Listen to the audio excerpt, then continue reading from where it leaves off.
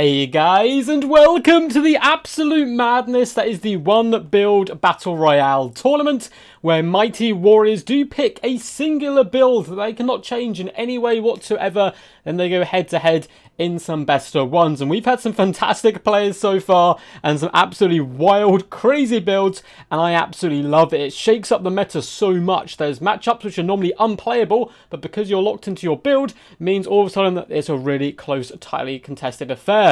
There's a bit of luck involved, but a lot of skill and plenty of scrapping. So up first, we are going to have the mighty Flying Taco taking on Brindle. Up after that, we have Pantalonade up against Falcon, Wicked D versus For Poland, and J Phoenix herself up against ODM's very own Dacta. Should be an absolute fun affair.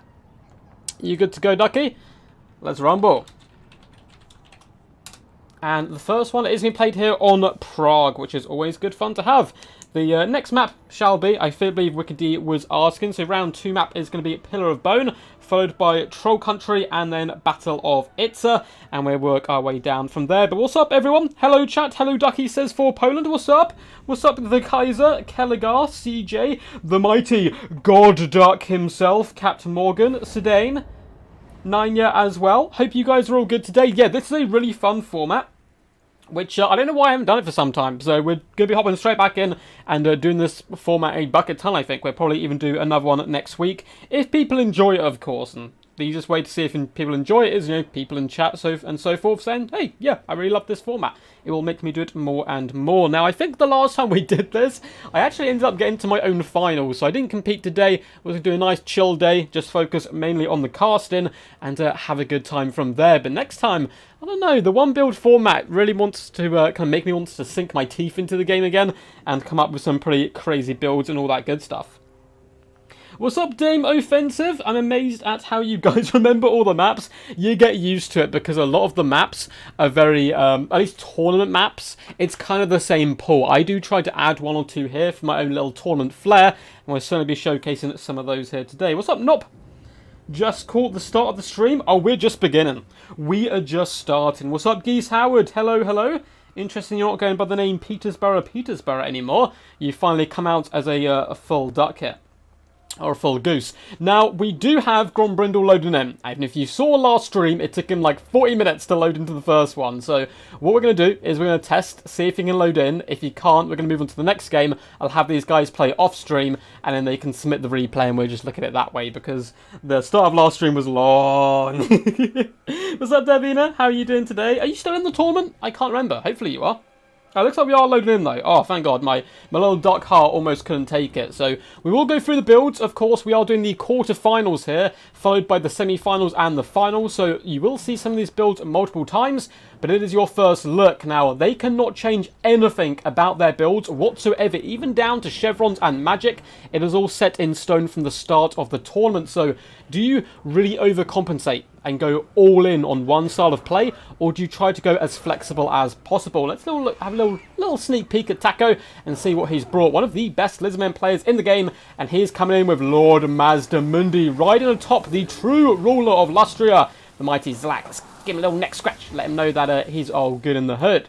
It is a front line of Saurus warriors, as well as skink cohorts and red-crested skinks dotted into the sunset. Quite good stuff so far. I like what I'm seeing, with a Quattle up in the sky, who's going to be masking the presence of Lord Mazdamundi. We have some feral cold ones, cohorts of Sotek, and we have Pterodon riders with fire leech bowlers, in fact, up in the sky. Now, I've been kind of singing the praises of fire leech bowlers for quite some time now, and luckily we are actually seeing them a bit more in competitive play. We have some skink skirmishers, some chameleon stalkers, going to be applying pressure from the flanks, but it's a pretty cool build all round. What did Lord Mazdamundi have for his stats? I kind of got a little distracted by the beautiful Zlak there. It looks like he comes in with his item. He has Net, Apotheosis, Banishment, and Ruination of Cities. For the forces of Brindle, as one would expect, he is coming in with his favourite faction, the mighty Dowie, and I do love both the Lizardmen and Dwarf, so I'm a little bit split of heart here on who to root for. particularly because both Brindle and Taco are really super cool people. But it looks like we do have miners with blast and charges, mixing with some dwarfs, dotted all the way along. We have a nice little core as well, 2 thunderers and 2 rangers, looking to apply some pressure from range. We have longbeards in the back line, supported by some slayers and a mighty goblobber. So this is actually a catapult which throws rocks with goblins strapped to it. It can't get much more Warhammer than that. For the leadership core, we have a Master Engineer with the Fiery Ring and Flash Bomb, as well as Replenishment. We have Felix and Thoric Ironbrow, who's going to be even tankier alongside the mighty Felix. And the battle is a go.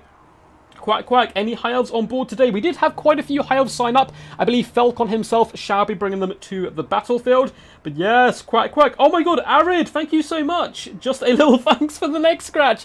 Thank you so much, man, for the $10 donation there. I will certainly put towards my Zlack neck scratching fund. Thank you, champ. That's a really cool way to start off the stream. What's up, Tequila Sunset? Yes. And let's get this rumbling. So the Goblobber is going to be aiming there at the red-crested skinks, doing some pretty damn terrible damage, only killing 4 little skinkies. They do have a nice spread out formation, so it won't take too much damage from a single rock, but oof, that was some nice hits there. 10 skinks do indeed bite the dust. Dwarves, of course, can be taking a defensive formation where possible, which is the Dwarvish way. Although you can occasionally catch your opponent out with a Dwarvish rush build, it's going to be a patient, slow approach from the Lizard Men.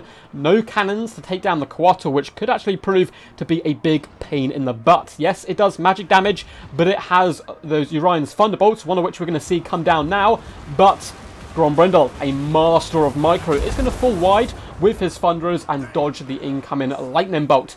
Thunderers are unleashing hell upon the Pterodon Riders, trying to keep them at bay.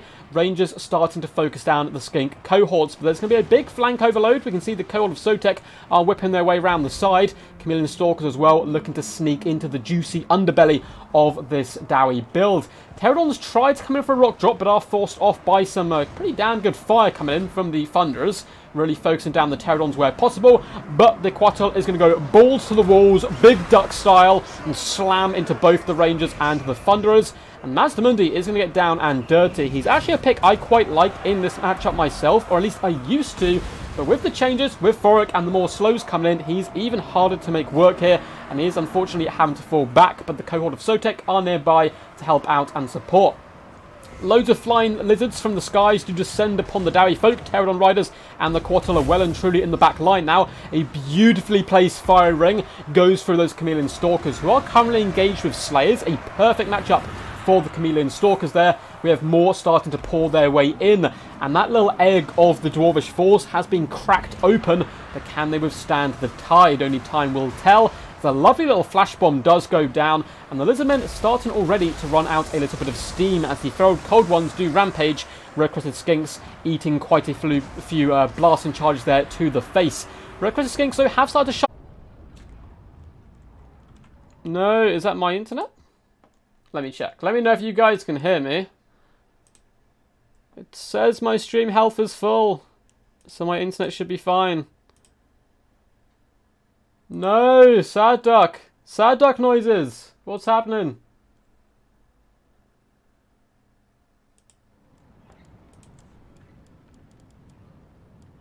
It says they're still playing. So if they are still in, you can hear me still. You are back. So did we drop? No, this is terrible. That was such a good game.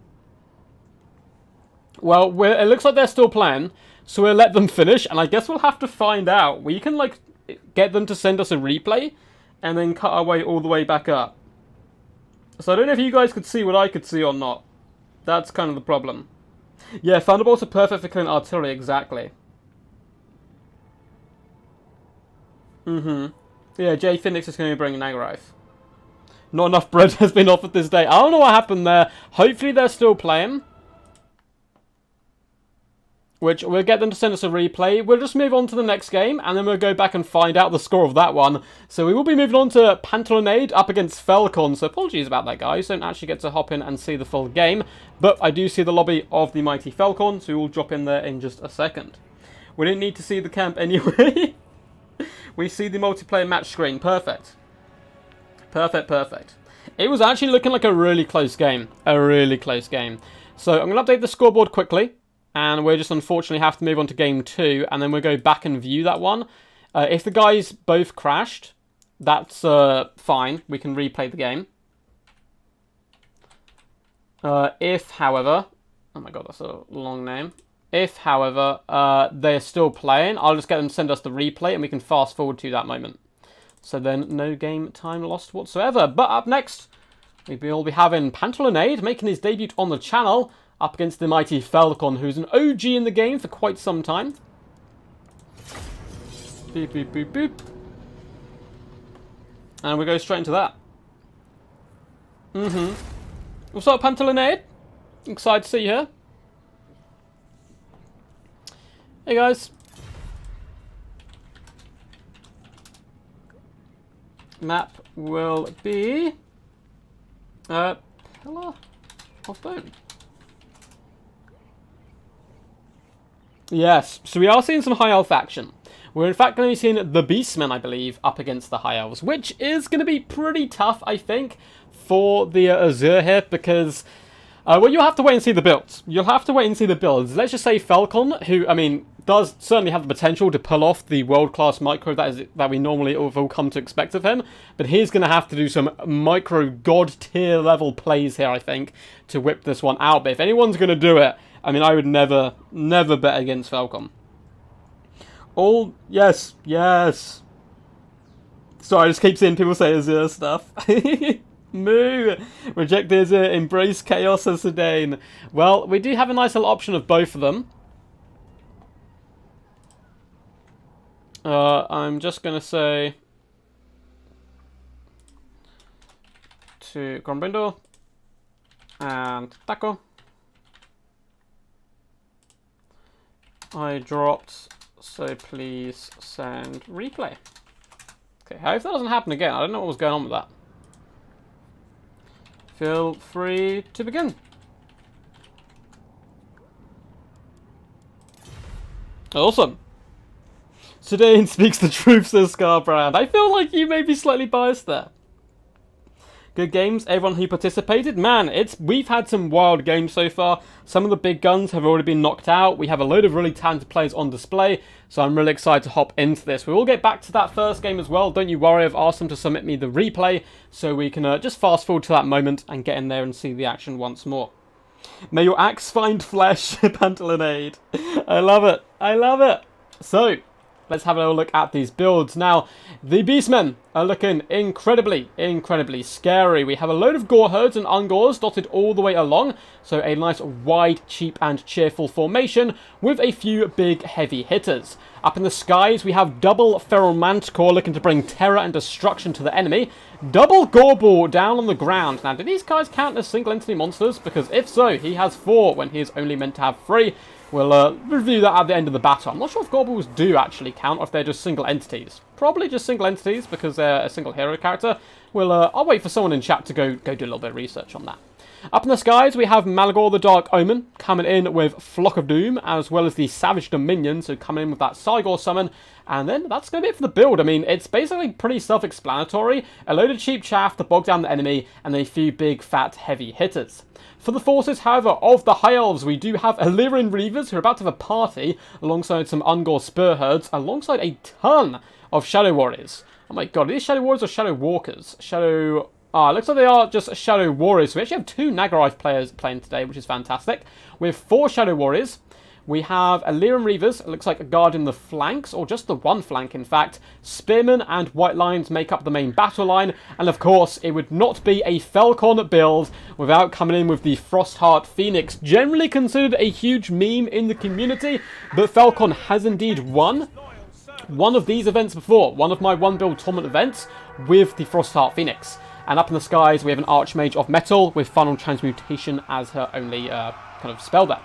We do have a load of Centaurs in the back as well, but they're going to find it quite hard, I think, to bust into those Shadow Warriors with a load of Spearmen on approach. Now, Shadow Warriors are actually really good up against Beastmen in general, because Beastmen have pretty garbage armor, and Shadow Warriors are basically Weight Watchers without AP, or that is a good way of looking at them as well. Archmage is going to drive away the Centaurs. Needs to be careful, though, not to overextend too much, because then she will be surrounded and dragged down. Spearmen and White Lions are going to be pushing out, and all around, the High Elves are going to be making a little bit of an Obi-Wan Falcon Kenobi move, taking the high ground here and awaiting the Beastmen while trying to snipe out different key units.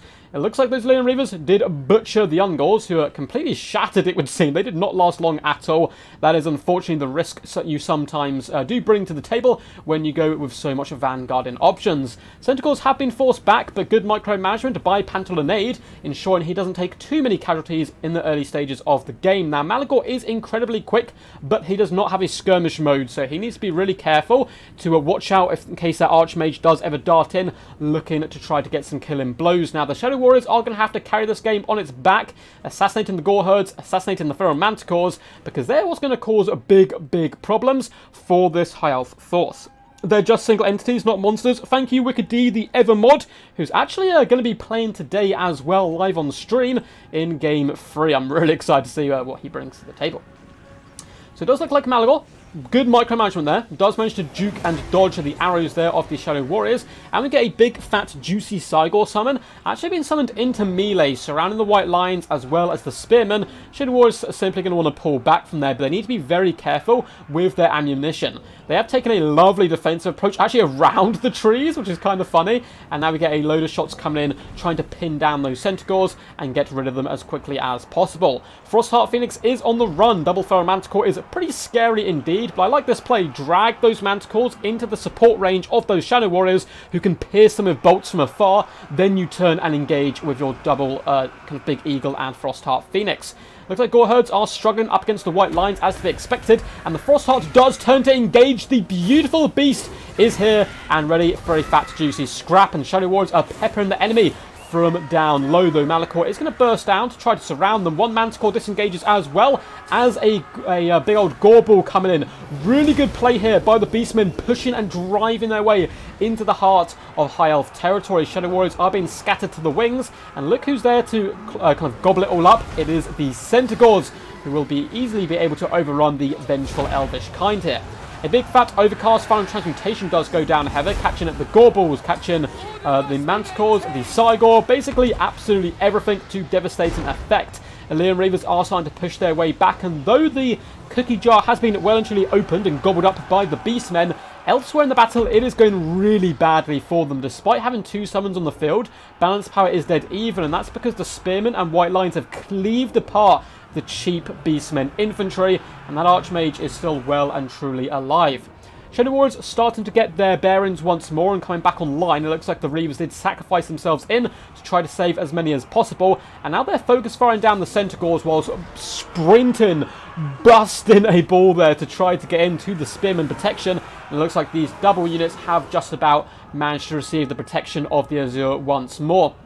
Centaurs continue to get forced off here, though they are chasing away some Leon Reavers as well, but they're getting very close to the board edge and certainly lacking in the leadership department themselves. Up in the skies, one of the Feral Manticores has rallied. The other one, though, unfortunately, is being chased and finished off by the Archmage of Metal. Malagor is on approach, and we have now a bit of a rally in the skies for the Beastmen forces. Unfortunately, the beautiful Frostheart Phoenix has been dealt with rather comfortably, and though a lot of the Beastmen forces have been dealt with, they still have two Gore Balls, two Manticores, and Malagor. That's certainly no joke.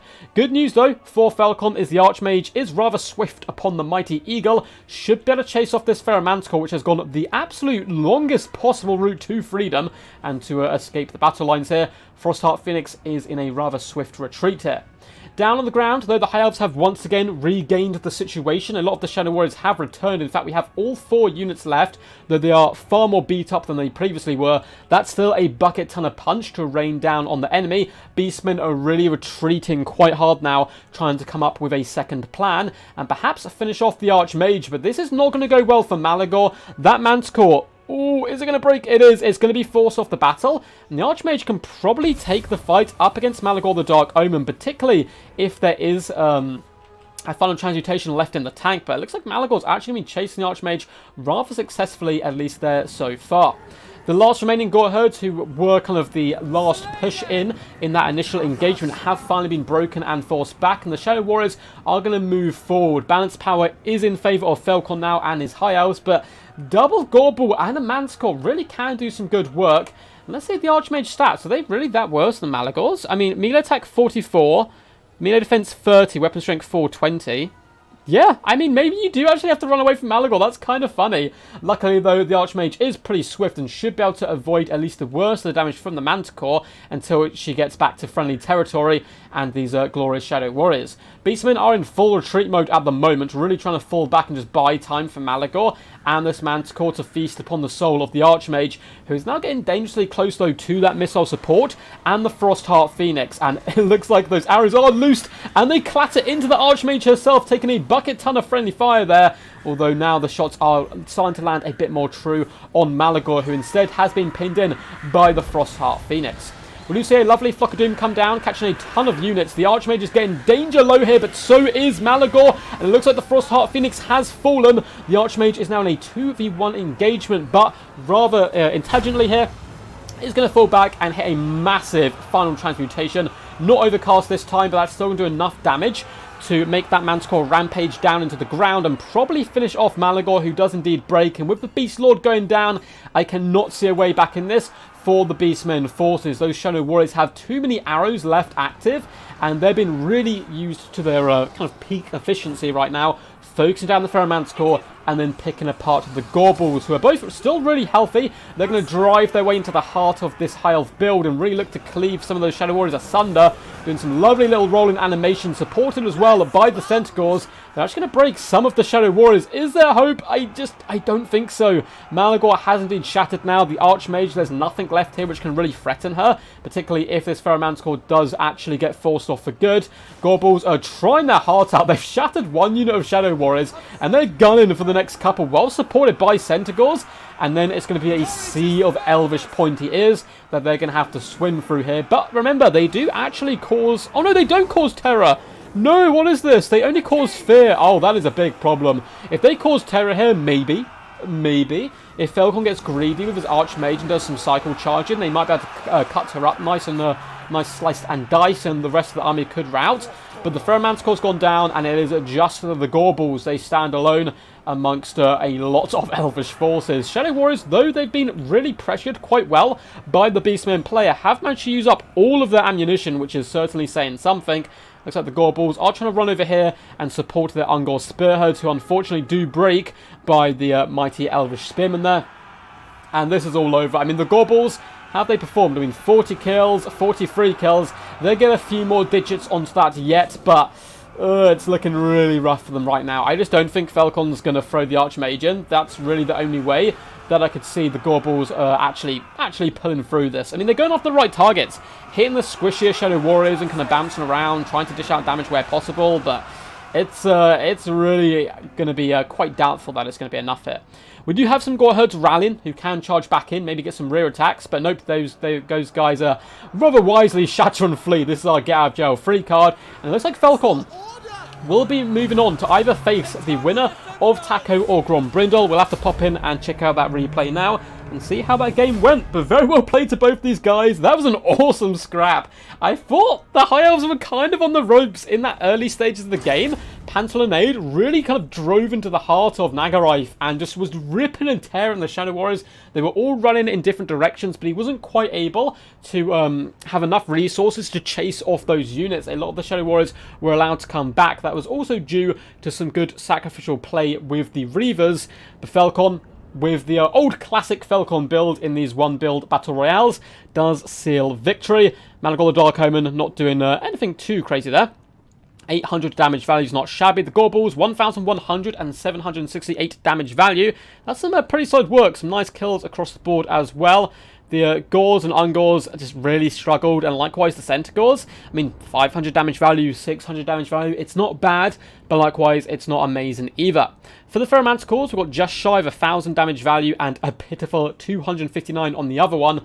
But good pressure throughout, and really did have Nagaraith on the back ropes. But Falcon coming through as he often does. Archmage of Metal just shy of 3,000 damage value.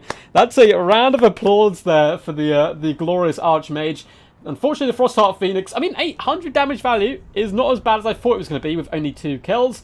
And Spearman held the line really well. I mean, one unit even getting 800 damage value.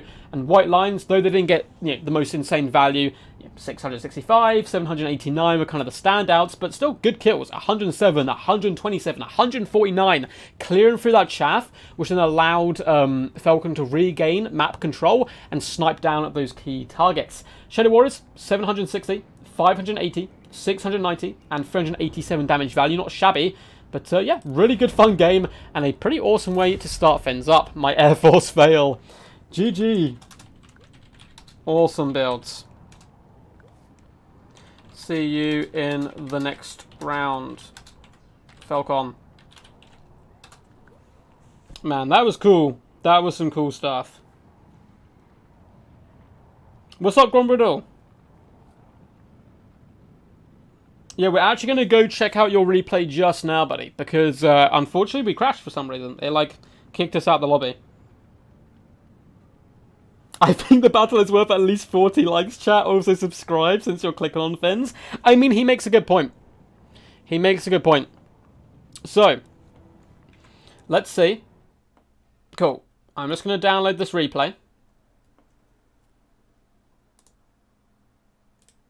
And then we'll go back and replay show game 1. And then we'll be moving on after this to see Wicked D versus 4 Poland. And then J Phoenix versus Dacta. But we have some absolute players in this today. This is some scary stuff. We actually also had a load of new players today. Like 6 or 7 making their debut in tournaments. Which I really hope this is kind of a format that people enjoy. It's a lot more chilled than your standard tournament. So I think does encourage new players to, pick up the axe and give it a go. And some of them performed really well, putting on some fantastic showings, so I'm very impressed with everyone who's played so far today. Bring the cup home, he says. So it looks like I like to root for people who knock me out of tournaments as well, actually. So let's go to the replay and load into this one. I'm going to get underway. Before we do that, let's change the scoreboards back.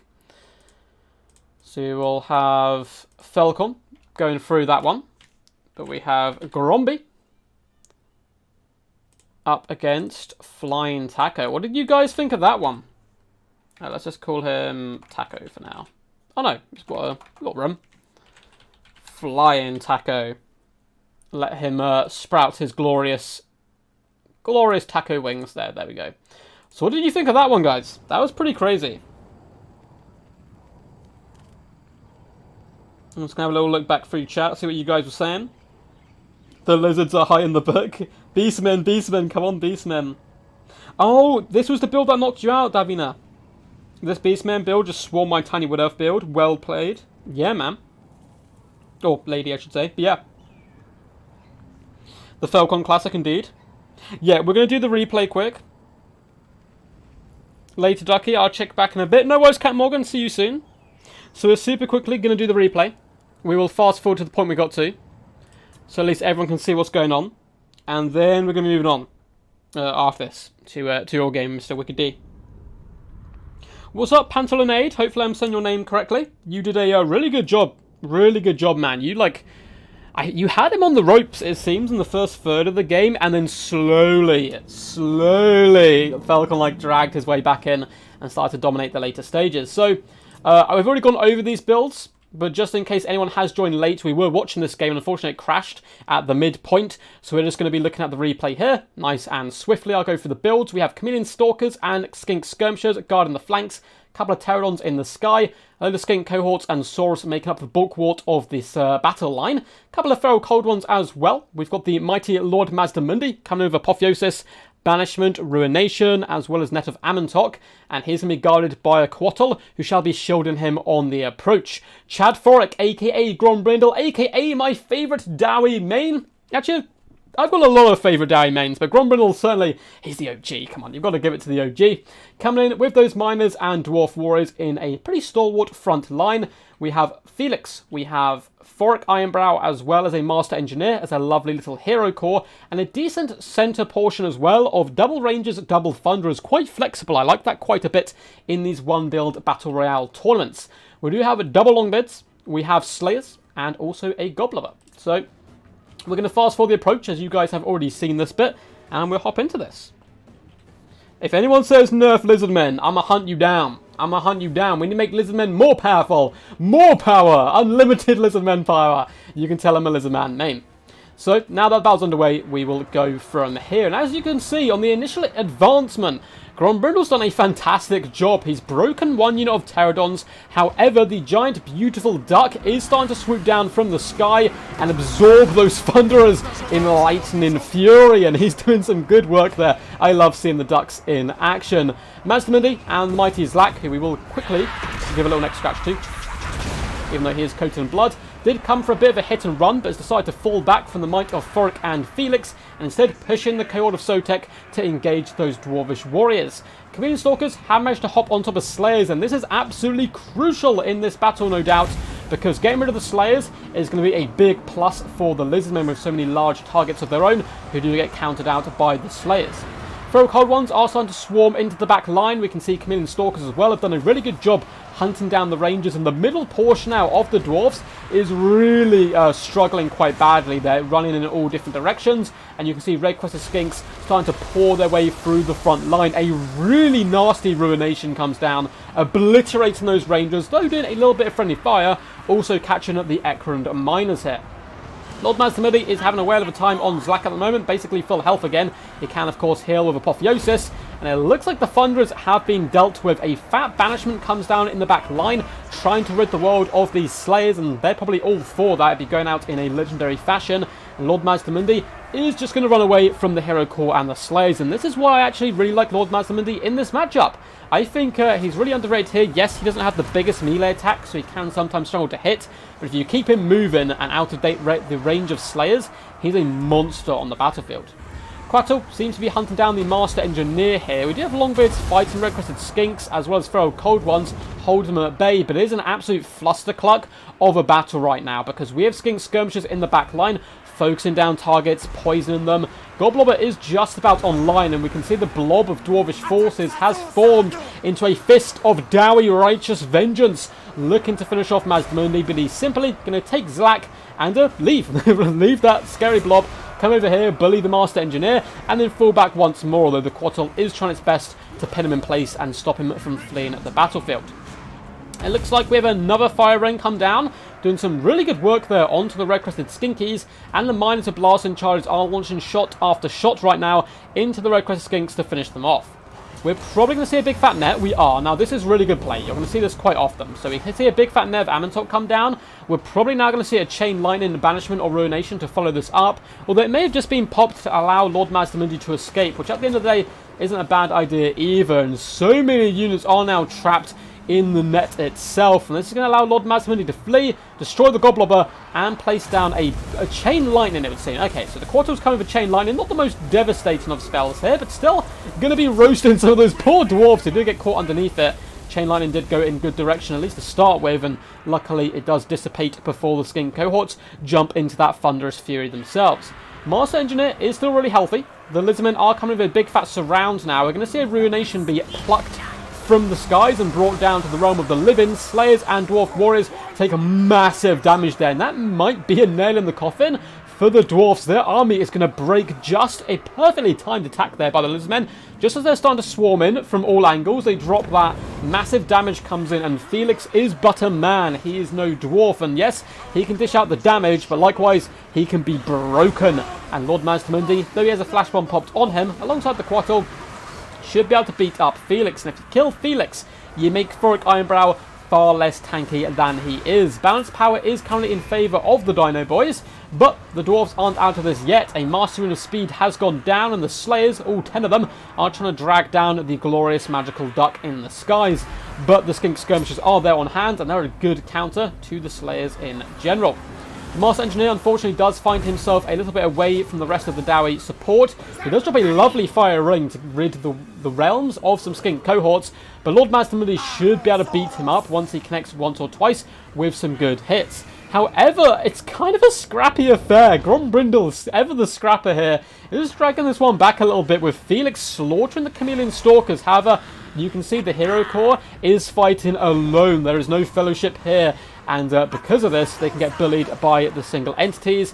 You can see the Lizardman player, Mr. Flying Taco, just resting his troops. There's no need for these guys to get involved. They can chase off routing troops if they want, or they can simply cycle charge with the large dinos. And down the first of the 3 heroes goes the Master Engineer, who will be escorted away by the Feral Cold Ones there. And now it's Thoric and Felix, the ultimate bromance, who Felix has betrayed Gotrek, I think, here, and really gone all in with Thoric Ironbrow, as he is the current in kind of geezer. But the Quattle, though it does magic damage, of course, can still hit Felix relatively hard. And Lord Mazdamundi coming in, ramrodding the Ironbrow, who has got Help in Hand popped on him, increasing his melee attack by 40 and damage resistance by 40% as well. Oh man, imagine if he used the Master Rune of Negation on him at the same time. We do get one rune burst up though, and it looks like the majority of the Lizardmen infantry has kind of broken here, and it is characters, heroes of legend up against crazed gigantic dinosaurs. Longbeards have managed to return, but they've been hunted down by the red-crested skinks, and of course the Lizardmen have plenty of winds of magic. Master Engineer has been broken, and it's, yeah, a simple job for the skinks and the feral cold ones to run him down. Thoric is so tanky though. His melee defense of 50 is really nasty. Particularly for Zlak to hit, because Zlak only comes in with 26 melee attack, and the Quattle isn't going to do much damage either, because it does magic attacks. So I honestly don't know who's going to win this one. I mean, balance power is in favour of the Lizardmen. I think they just need to break and kill Felix, and then bring everything back together again and surround Thoric. But you can see the majority of the Lizardmen forces are actually running for their lives from the wrath of the dwarfs here. What is going on? There is no way. There is no way these 2 heroes can pull this off, surely. Rune of Doom's gone down. Again, increasing the melee attack. They're going to quite easily hit Lord Mazdamundi. And remember, every time he casts a spell, he is going to miscast because of his close proximity to the mighty Anvil of Doom that Thoric is riding into battle here. The Quattle is trying his best, but this is such a grind. Oh my god. So the Cold of Sotek and Red-Crested Skinks are going to have to come over here and deal with this Master Engineer, who has in fact been allowed to rally. And he's whipped out the Hammer of Vengeance, and he's beating the snot right now out of some of my beloved skinks who are routing and fleeing for their life. Master Engineer, though, is back online, and it's going to lace 1 or 2 more shots into the enemy. Some lovely dwarvish accuracy there. Does clobber one of those skinks in the face. The Quattle trying its best. Lord Mazdamundi trying its best, but Felix is basically full health at the moment. And Thoric Ironbrow is just holding the line for an absolute age. A good target for him is the Quattle, who only has kind of average melee stats all round, although 59 melee defense is certainly no joke. Lord Mazdamundi is going to fall back. The cycle charging is going to have to be real, but luckily for the forces of Flying Taco, we have some skink skirmishers who can, of course, 360 no-scope Felix in the face over and over again. Felix gets ramrodded, pushed back. Looks like he is wavering quite badly now, and his leadership just about holding on. If Felix falls, it is going to look really bad for the dwarfs, and this is the problem with dwarf hero cores. They're very powerful, but they're quite easy to push out of each other's support range, and then you can overwhelm them. So Lord Mazdamundi does cast an Apotheosis, but of course also gets the miscast for his troubles because of Thoric being so close. Red-Crested Skinks are going to escort Felix away from the battlefield. A good idea there. And it looks like we do have some sneaky miners returning. Up in the skies in the distance, we have some Pterodon riders with Fire-Leech bowlers coming back. The Master Engineer, however, has gone down, and army losses are starting to beckon. We do see yet another Rune of Wrath and Ruin exploding into the world, and some nice damage to the Saurus Warriors. But Lord Mazdamundi on slack, though he has been nerfed slightly because he is now more expensive and his item is slightly worse, he is still, in my little duck opinion, the best Lizardman Lord in the game. He is so powerful, of course, on top of the mighty Zlak as well. Thoric Ironbrow is getting beaten up a little bit here, down to 1,500 HP. And the Quattle is going to swoop into the sky, and once again ramrod Thoric from the rear, not something any dwarf wants. Felix rallied. He hears the cries of Gotrek in his ear that you will never live this down if you flee and leave my good buddy, the Ironbrow, kind of so alone in this world. But unfortunately, Felix isn't going to make it back because those skink skirmishers will finish him off, and the Lizardmen just about seal victory. That was insane. That was an insane game. I swear those dinos are missing 90% of the attacks. That's the problem. The dinos do. because they don't have great melee attack and the dwarves have such good melee defense, and that is the risk of taking the large creatures. But when they hit, boy oh boy do they hit. Well played to Flying Taco, going under the name Big Yoshi. I love that name actually. And Brindle, going under the name Chad Forrick. You did the Dowie folk proud, but I believe Chad Forrick was the only dwarf player actually in today's tournament. Forrick Eyebrow got over 3,000 damage value. My god, 3,200, over 10k damage dealt. He put on a masterclass there. The Master Engineer, 675 damage value, 900 on Felix, and the Miners and Dwarf Warriors across the board did okay. Nothing too outrageous, to be honest. I mean, 600 on this unit's good. The Slayers got just shy of 1,200 damage value and over 100 kills. They just couldn't quite get on those key targets due to the fact Taco kept throwing skink after skink at them. Rangers were a bit of a mixed bag. Likewise, the Thunderers just really got focused down quite hard early on, and so did the Goblobber. As for the mighty Flying Taco himself, Lord Mazdamundi, 3.5k damage value. Mwah, beautiful play of him, using the next well-timed moments and following them up with the Chain Lightnings, the Banishments, the Ruinations. Really top-tier Lord Mazdamundi play there. Absolutely love to see it. The Skink front line, they got some pretty good damage value actually across the board. I mean, 800, 700, 750, 800 again, all being very cost effective. The infantry performed amazing for the Lizardmen across the board there. You can even see the Saurus Warriors over 1,000 damage value. The Feral Cold ones, I mean, they applied some really good pressure, and they are a unit that I have come to love more and more, actually mainly due to Taco kind of telling me about them and bringing them in some really awesome builds. The Quattro, 1.6k damage value, despite the fact that it brings magic to the battlefield against the dwarfs, who are naturally stubborn against magic. It did some really good work, and I mean, it's a giant duck in the sky, you know I'm always going to love it. So that was the technically first quarterfinal. We've done the second quarterfinal, and let's hop in to our third one, which shall be for Poland versus Wicked D. Let me quickly change the scoreboard so people know who's playing. So let's go for Poland. So this is actually going to be Brindle, who is Sons of the Mountain, which is a really cool clan. This is his clanmate for Poland, looking to get vengeance right now up against the might of Wicked D. For those who don't know, is a DBD warrior. And very excited to see him in action here today. So let's pop that there. And let's get this party started. So let's quickly look through chat, make sure I didn't miss anything. Oh my god, we've got like 100 people watching. Hello! Hope you guys are enjoying. This is a really cool format. It looks like people feel like it as well. And yeah, we've done 2 games. 2 games down. We do have Lizardmen through in the technically first/second game there, and we have High Elves through so far. And let's see what for Poland and Wicked D have in store for us. So this map will be Troll Country. I'm going to take them off as I go, and we'll hop into this. Chameleons destroy Slayers. Very high risk to have a lot of Slayers in your army. It can be true. It can be true.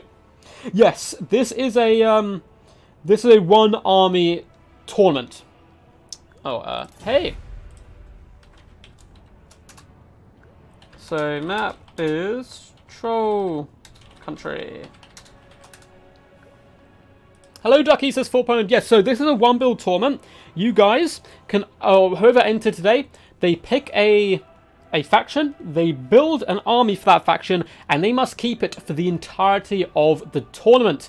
Oh no, I think this map really hampers Wicked D quite badly actually. He's gone for a kite-centric Empire build up against the Beastmen, who are amazing at swarming. Oh no, this could go very badly wrong. But yeah, it's quite fun because do you go balanced? Do you go all in on skirmish and then get countered by something like the dwarfs? Do you go all in on rush? You know, there's some really fun different tactics you can do. I myself, when I last played this one, I went full Wood Elf Rush and got to the finals just because I kind of got lucky on who I came up against. What's up, Ty Guy, Tequila, David as well? Sup, my duck man? Yeah, we're really running through these quite quickly. Forrick isn't bad. No, Forrick's great. Forrick is amazing. Yeah, anyone who says Forrick's bad, no. Forrick is the best Dowie Lord at the moment, I would argue. Oh my god, this is going to be a game. This is going to be a game. Oh no, I'm just remembering, I have of course seen all the builds before as these guys submitted them to me. For Poland has a full rush cavalry build, And it looks like Wicked D is going to have his work cut out to protect all his backline stuff. Let's go through for Poland's build to start with. As up in the skies, we have Malagor the Dark Omen, and there is going to be nothing to catch him. He's not coming in with Flock of Doom spam for Flock of Doom spam. There we go, if I can get my words out. For Poland, instead, a Man of Culture, coming in with the Pendulum, as well as Enfeebling Foe and Arcane Conduit. We do have a Brave Shaman of Wild with, I'm assuming, Traitorkin. Yeah, we have Traitorkin, which is very powerful at the moment. And then we have Centicores. And Centicores with Great Weapons, and Centicores with Thrown Axes, and Regiment Renowned Centicores. We have all of the Centicores here today. I'm very excited to see how this does play out. One of which is the Grog Hooves of Wolf Run, the new Regiment of Renown Throwing Axe unit. It is an absolute carnage build, and I love everything that it has to offer. As for the forces of the Empire here, and Wicked D, we have a double Hellblaster volley gun. Now, I have no idea how on earth he is going to be able to protect these guys against the build, but if he can, they will rip and tear through the ranks of those Centicores like a hot skink blade going through warm, juicy Lustrian butter. We're going to see a lovely box build come in, and it is just Sigma Suns, halberds, spears, pointy weapons in all directions. That's going to be a tough nut to crack for the Centicores. We do then have a load of Pistoliers into the sunset, some Knights of the Blazing Sun, as well as some Great Swords. We have a Huntsman General in the central portion here of the battle, and it seems like him and the Major Fire are getting on to some naughty business here. Alright, now he's back up on his feet and just morphing into him. So we have the Huntsman General with his little flame flask, and we have the Bright Wizard coming in with Flame Sword of Rune and Burning Head. Pretty cool build, very cool build in fact, but he's going to have to go very defensive to get anything from this game. DBD Chansky's Howard, indeed. Indeed. Man, this is going to be madness. Yeah, Frolic is 100% meta, for sure. For sure. I don't know. I don't know, Brindle. I think Froric's very good. Yeah, there's better lords in the game. But, you know, that can be said for almost any faction. Like, there's a load of very, very powerful lords like Fae Enchantress and stuff. But, you know, Thoric, I think, really suits the dwarves quite nicely. The Rune of Doom is very nice when you go wide with dwarves. So I think Thoric is still very powerful. Yeah, he's not the best lord in the game or anything, but I wouldn't say he's weak. I don't think. Yes, yes.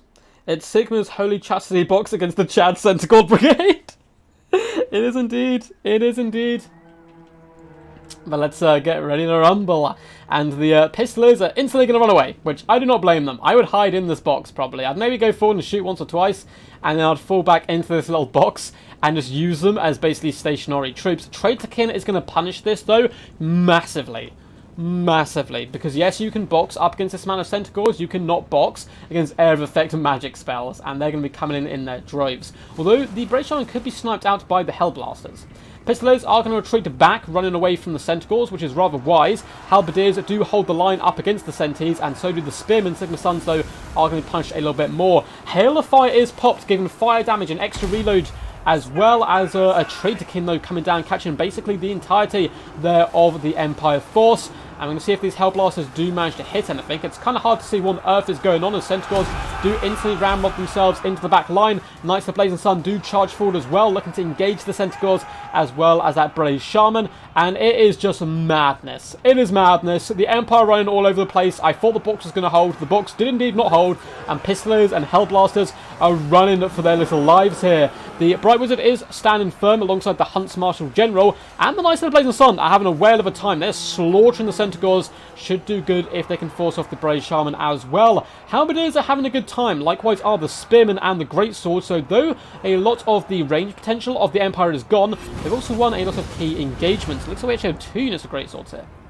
Halberds do manage to masterfully dodge there, the Pendulum. And though the box has fallen for the forces of Wicked D here, everything else is going really well for him. Centicores have been dragged down. Huntsman General is alive, though there is a rather angry Brave Shaman nearby trying to see to that. The Knights of Blazing Sun should probably turn and engage and drag him down. Hellblasters have survived. One Hellblaster could get online and start lacing some shots. The Sons of Goros are pretty low. Centicores have thrown access as well. Do try to flee from a burning head, but they fled backwards instead of forwards. I mean, they're not going to take too much damage anyway because they are horses instead of foot troops. But yeah, always try to flee forwards because it's much quicker. Knights of Blazing Sun are going to get caught here by the Sons of Gorus, who should do some nice damage to them. A lovely Traitor King does go down on all these units. The problem for the Brave Shaman is that Huntsman General is going to be firing in some pretty decent damage dealing shots here, trying to take him down. You can see a shot coming in then. Oh my god! Some big HP damage on the Pistoliers. One shot after another. That Brave Shaman has been dealt with, which is lovely news for the Empire because now they can blob up a lot more safely. Spearmen are trying to deal with the Centaurs with throwing axes. Other Centaurs are being dragged down. Knights of Blazing Sun have been a real saving grace here for the Empire forces. And the Hellblaster volley gun is indeed back online once more. I'm not sure what they're shooting into. Probably the throwing axes, it would seem. But they are wheeling around their artillery pieces now, looking to bring pain to the enemy. Greatswords are going to be falling back to protect their Liege Lord, the Huntsman Generals. It did look like Malagor the Dark Omen maybe coming in for a little bit of a peaky and cheeky assassination. Tentacles with thrown axes need to be pushed wide by the Spearmen, and you can see Wicked D doing just that. Halberdiers are looking to surround the Centaurs and drag them down, and it looks like they're going to be able to do that pretty effectively, as they are indeed shattered there, and Malagor the Dark Omen floats menacingly above the skies.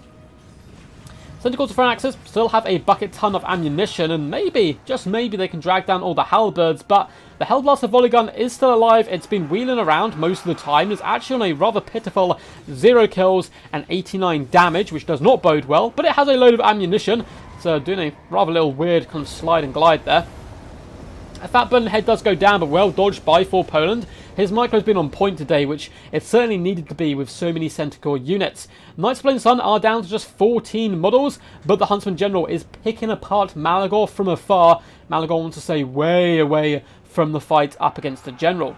Buttonhead kills some halberdiers, which is a little bit unfortunate for them, and it looks like the Brave Shaman has rallied. That is massive news for Poland. That is huge. A couple of well-placed Traitorkins could really turn this game back in his favour once more, and it looks like that's just what we're going to get here.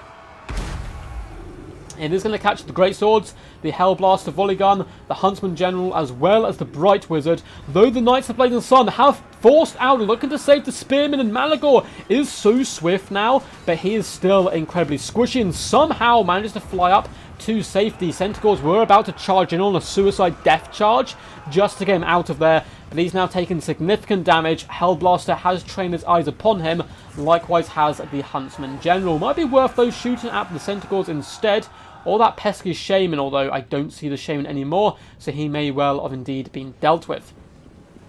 It looks like the Knights of Blazing Sun are fleeing, which is really bad news actually for the Empire, because they've been such a pivotal unit to pin in the enemy when they have lanced their way into the back. We have a full health unit of the Grog Hooves of Wolf's Run, more Centaurs in the distance, and you can see for Poland, he's going to be using his extra speed just to run over troops where possible, take down the enemy, force them out off the battlefield. That's really a good way of playing this. And the Grog Hooves of Wolf's Run, who do I believe have a weakness to fire, do actually manage to dodge that Burning Head and swoop in on the Sigmar Sons. This game is certainly not over yet, because the Empire forces are so low leadership and beat up that effective cycle charging may be the end of them. However, the Huntsman General and the Hellblaster, if it can finally get some shots off, can do really good work to this kind of squishy core if it is allowed to. Malagor the Dark Omen pops Arcane Conduit there, and he probably wants to chase off the Knights of Blazing Sun, break these Spearmen, just really drag down the enemy where possible, as the Centaurs are continuing to get their thrown axes in, trying to take down the Greatswords. And you can see quite a few men of the Empire do fall, but many rise up once more. Faith, steel, and gunpowder is all they need, and they have certainly a lot of that here today. Hellblaster finally getting some shots in, up to 8 kills, and I mean, 8 dead Centaurs is good work there. However, the Centaurs have once again crashed into the Hellblaster, going to be distracting it quite badly. There gets a few lovely parting shots into Malagor. The Halberdiers are going to pin in the Centaurs here, and that is another unit dragged down. And was going to have a nice little hammer and anvil effect with these Centaurs, but it's only on the Sigmar Sons, and there's only one of them left, and yeah, he's not exactly going to do too much here. Greatsword still fighting, one unit's nearly broken. This other unit though has 51 models left, and they do brilliant work if they can stay in sustained combat up against the Beastmen. Balance power is currently in favour of the Empire, as a lot of the Centaurs are being dragged down, but the Halberdiers, only 39 models, are barely clinging onto life right now, and the Hellblaster volley gun has been dealt with. Huntsman General, only 12 kills on him so far, and where is Malagor? He is well and truly away from the battlefield. Looks like he took some more punishing shots. Only 700 HP on him. If he gets sniped, this is probably going to be game over. But if not, these Centicals are running absolute rampant over the Empire forces at the moment. For Poland, coming in with some god-tier micro, trying to avenge the might of Brindle at his Sons of the Mountains clanmate. And he has given this one hell of a go so far. This is insane. This is an insane game. The Centicals are rallying once more to charge back into the breach, but we get a hail of fire go down, giving them fire damage, which isn't going to be too useful here, I suppose. Halberdiers trying their little hearts out, though, to drag down some of the Centicals. The Greyswords, 39 models, 38 now, 28 kills. Of course, if the Centicals stay, they'll beat them, but I don't think it's going to be enough. I feel like the Mad Chad Centical rush build is going to overwhelm them here. As we can see, Halberdiers are breaking. Looks like the Greatswords as well are starting to waver quite poorly, and the Huntsman General is barely clinging on to life at the moment. Bright Wizard does pop a Flame Sort of Rune to try to give them a bit of a budge, a little bit of spirit in their belly once more. But it seems like the fire is starting to die out as the Centicals are doing a good job, and all of the Empire force has broken and running apart from the characters. Can they drag down the Centicals with Malagor floating nearby? I mean, if he pops some enfeebling foes down, that's going to be some lovely play, and that's what I certainly expect to see come in when he has the Winds of Magic. Centicals themselves, though, not looking that healthy. And remember, guys, these are the throwing axe variety, so not quite so good in melee, and they've run out of thrown axes themselves. It is the heroes versus the Centicals, and the Centicals are getting a little bit tasty on leadership. I mean, both about the halfway point. Likewise are the Empire forces. Centicals probably want to assassinate the Bright Wizard first. I feel like he'd be the easier target to kill. We do have more Centicals coming back into the fray once more, and Malagor is just cackling in the distance there, still at his quite healthy amount of HP, at least for the later stages of the game.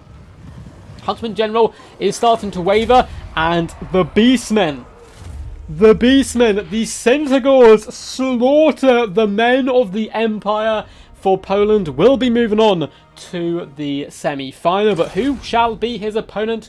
We do not know just yet, because we have one last quarter-final before darting in to the semi-finals and final. Well played to Wicked D, a super fun thematic build, but what can men do against such reckless Centaur play? For Poland coming in, Malagor the Dark Omen, only 28 damage value on him, but his Shaman buddy just shy of 3,000 damage value. That Traitor King, I'm telling you guys, Traitor King right now is nasty. 160 kills, over 17k damage value. Really good play there for Poland. The Centicals didn't get the best damage value across the board, but they managed to break the heart of the enemy and wear them down. The Thrown Axes, 888 damage value, 720, 1,000, 1,200. Putting in some good work there. As for Wicked D, the Huntsman General is a really interesting choice. I don't get to see terribly often. 1.7 damage value on him is really nice work. I mean, it was kind of unfortunate he couldn't quite connect as many shots as he wanted to into Malagor, because if Malagor had gone there, those Centicals, they weren't sticking around. Bright Wizard, though he got some really well-placed Burning Heads will just do nothing against this build, unfortunately, because it's only really meant to kill infantry. Spearmen, I mean, 770 damage value on Spearmen's pretty crazy stuff, over 1,000 on the Halberds. And yeah, all the Halberds performed really well. Another 880 damage value, another 700. Great Swords, though, kind of struggled to get their value back. Well played with the Knights of the Blazing Sun, using them to pin in Centicals and try to save the day. They themselves got 1,100 value. But once all those Pistolers broke at the start of the battle and fled, the Hellblasters simply couldn't be protected and they were worn down. Though well played to Wicked D for somehow keeping those that one Hellblaster online as long as he did. But unfortunately, it couldn't make its shots, and it spent too long a time kind of bouncing around and all that good stuff. Yes, yes. Yeah, the leadership debuff can, of course, be nice from the burnt effect. Agreed. Agreed. Man, that was crazy. Bring me my men. Man, that was insane. That was insane. I love it. Yeah, the Huntsman General can be really cost-effective. See you in the semis. So up next, guys, we have the last of our quarterfinals. So far, you have seen Flying Taco defeat Brindle to set up a semi-final up against Falcon, so who did defeat the might of Pantalonade. That was a really good game as well. Wicked D has just defeated for Poland, but up next we have J Phoenix up against Dacta. The winner of this will book a spot in the semi-finals up against for Poland.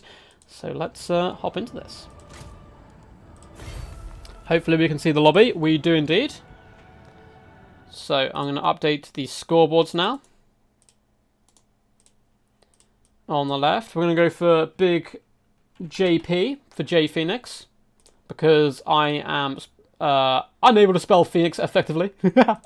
I misspell Phoenix every time, and I have to look it up, and I can't. I want to keep this fin rolling at the moment, making some really good pace, so I don't want to leave these guys waiting any longer than they already have, because of course these guys finished their last game quite a while ago and have been waiting for everyone to catch up since. So let's hop in and have a good time. Boop. Man, well done, Wicked. Yeah, he didn't have the flask, he had the air of effect. Yeah, sorry man, I realised that on the when you actually popped the ability, man. Were the enemies cheating? The Empire can't lose. Well played, Wicked, though. You played a fantastic game. Quack. And the map is a Battle of Itza.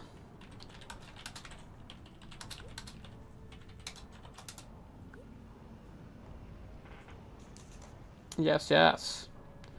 Maps after this will be River and Axon, Oakenhammer and Gorgazan, if you guys are indeed listening.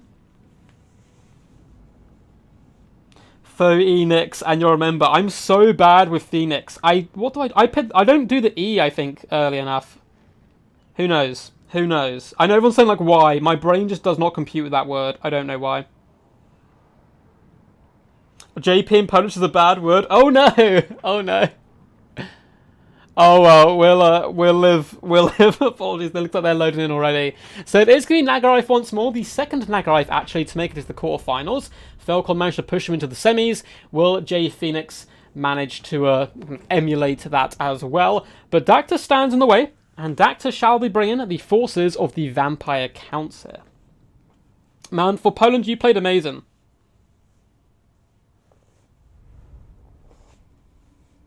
Yeah, Wicked. The maps are predetermined, I'm afraid. That map did not help you whatsoever. I apologise. Yeah, Dame Offensive, hopefully you're enjoying. We need to get you involved in the multiplayer scene. For those who don't know, Dame Offensive is a really cool YouTuber. There's a lot of campaign streams. Kind of in the style of, like, you know, Legend at War or something, where they do some, like, really hard campaigns on Legendary difficulty. But if we harass her enough, eventually she will co-cast some kind of multiplayer event with us. That's what we need to push for. But anyway, enough of peer pressuring you into doing stuff. We have the forces of Nagarife, led by the Lady of Mischief herself, J Phoenix, coming in with an Archmage of Life, with Earthblood as well as Dwellers Below. I love the fact Dwellers Below is popular once again in the meta. We have Shadow Warriors mixed in with Shadow Walkers as well. So it looks like J Phoenix actually going to be going a little bit more thematic than the original army, as we actually get the Walkers.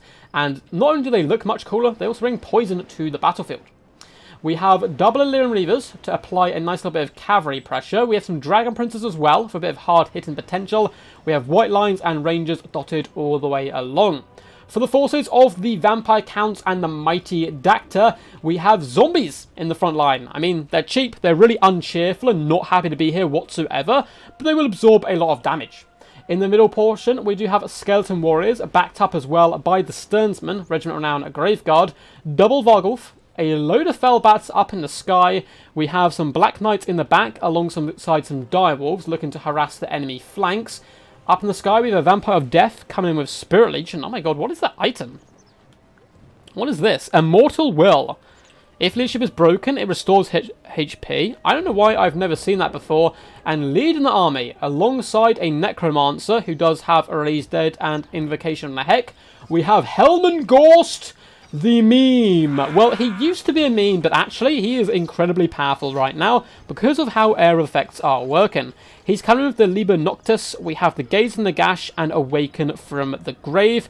More importantly, he has Master of the Dead, the Reliquary of Corruption, which is that air effect Drain, which is going to be very powerful now, Unholy Lodestone, and the Vigor Mortis as well.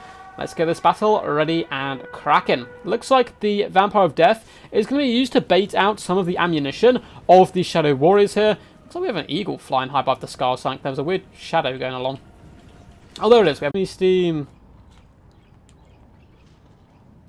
Cool. Well, we're going to have to do what we did last time and do a blind replay again. I don't know what's going on and why this keeps happening. It's very annoying.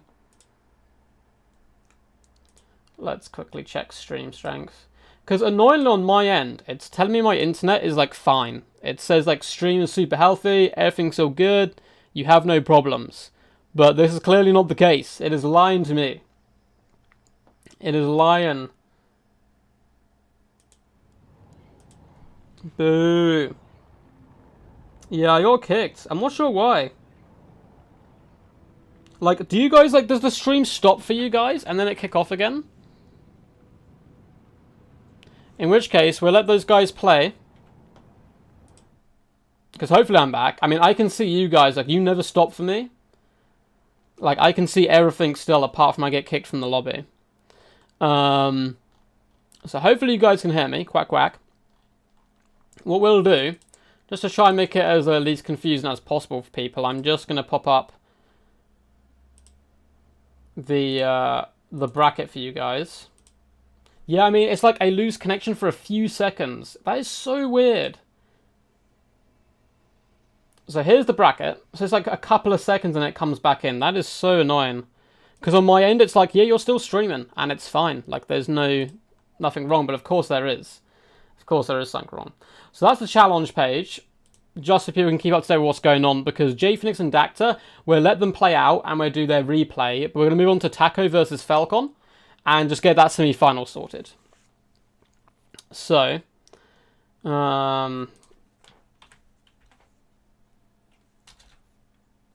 just going to message them now. And Dacta.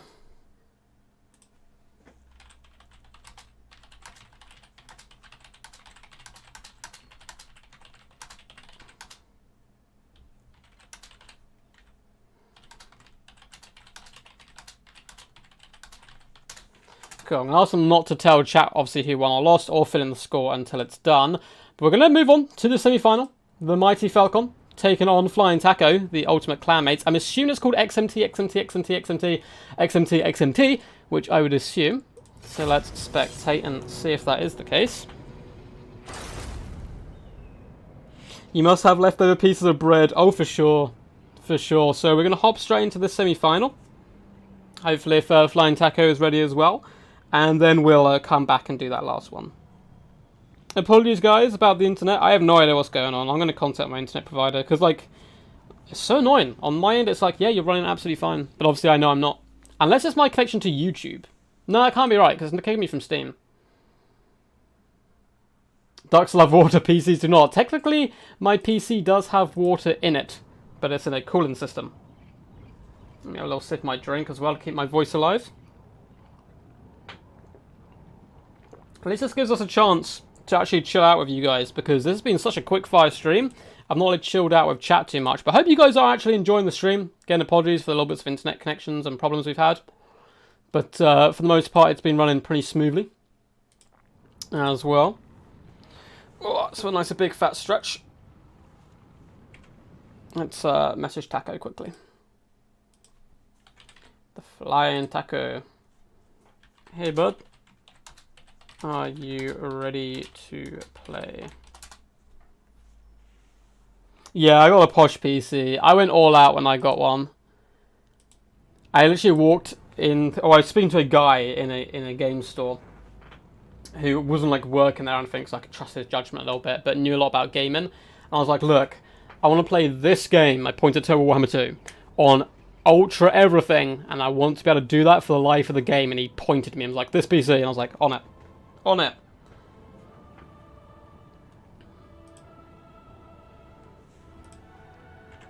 Let's see. I'll give Taco a few minutes. I mean, we'll obviously wait for him anyway. And if he doesn't pop up in time, that's fine, because the other game will be finished and we will be able to cast the replay. My PC is huge, but great air circulation. Yeah, my PC is pretty big on the stand. Hey, it looks like Taco is in. It's pretty hefty. We had to move house for a while, for like a month, and then move back in, because we had a big leak. And me and my housemate had to move our PCs, and it was the scariest experience of my life, because they are very expensive. Yo! Last game kicked me out, so gonna do that as a replay after.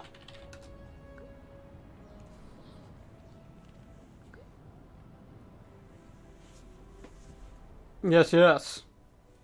So, Falcon, Flying Taco, two of the OGs, two of the amazing players of our time, for head-to-head on Shorsterhafen.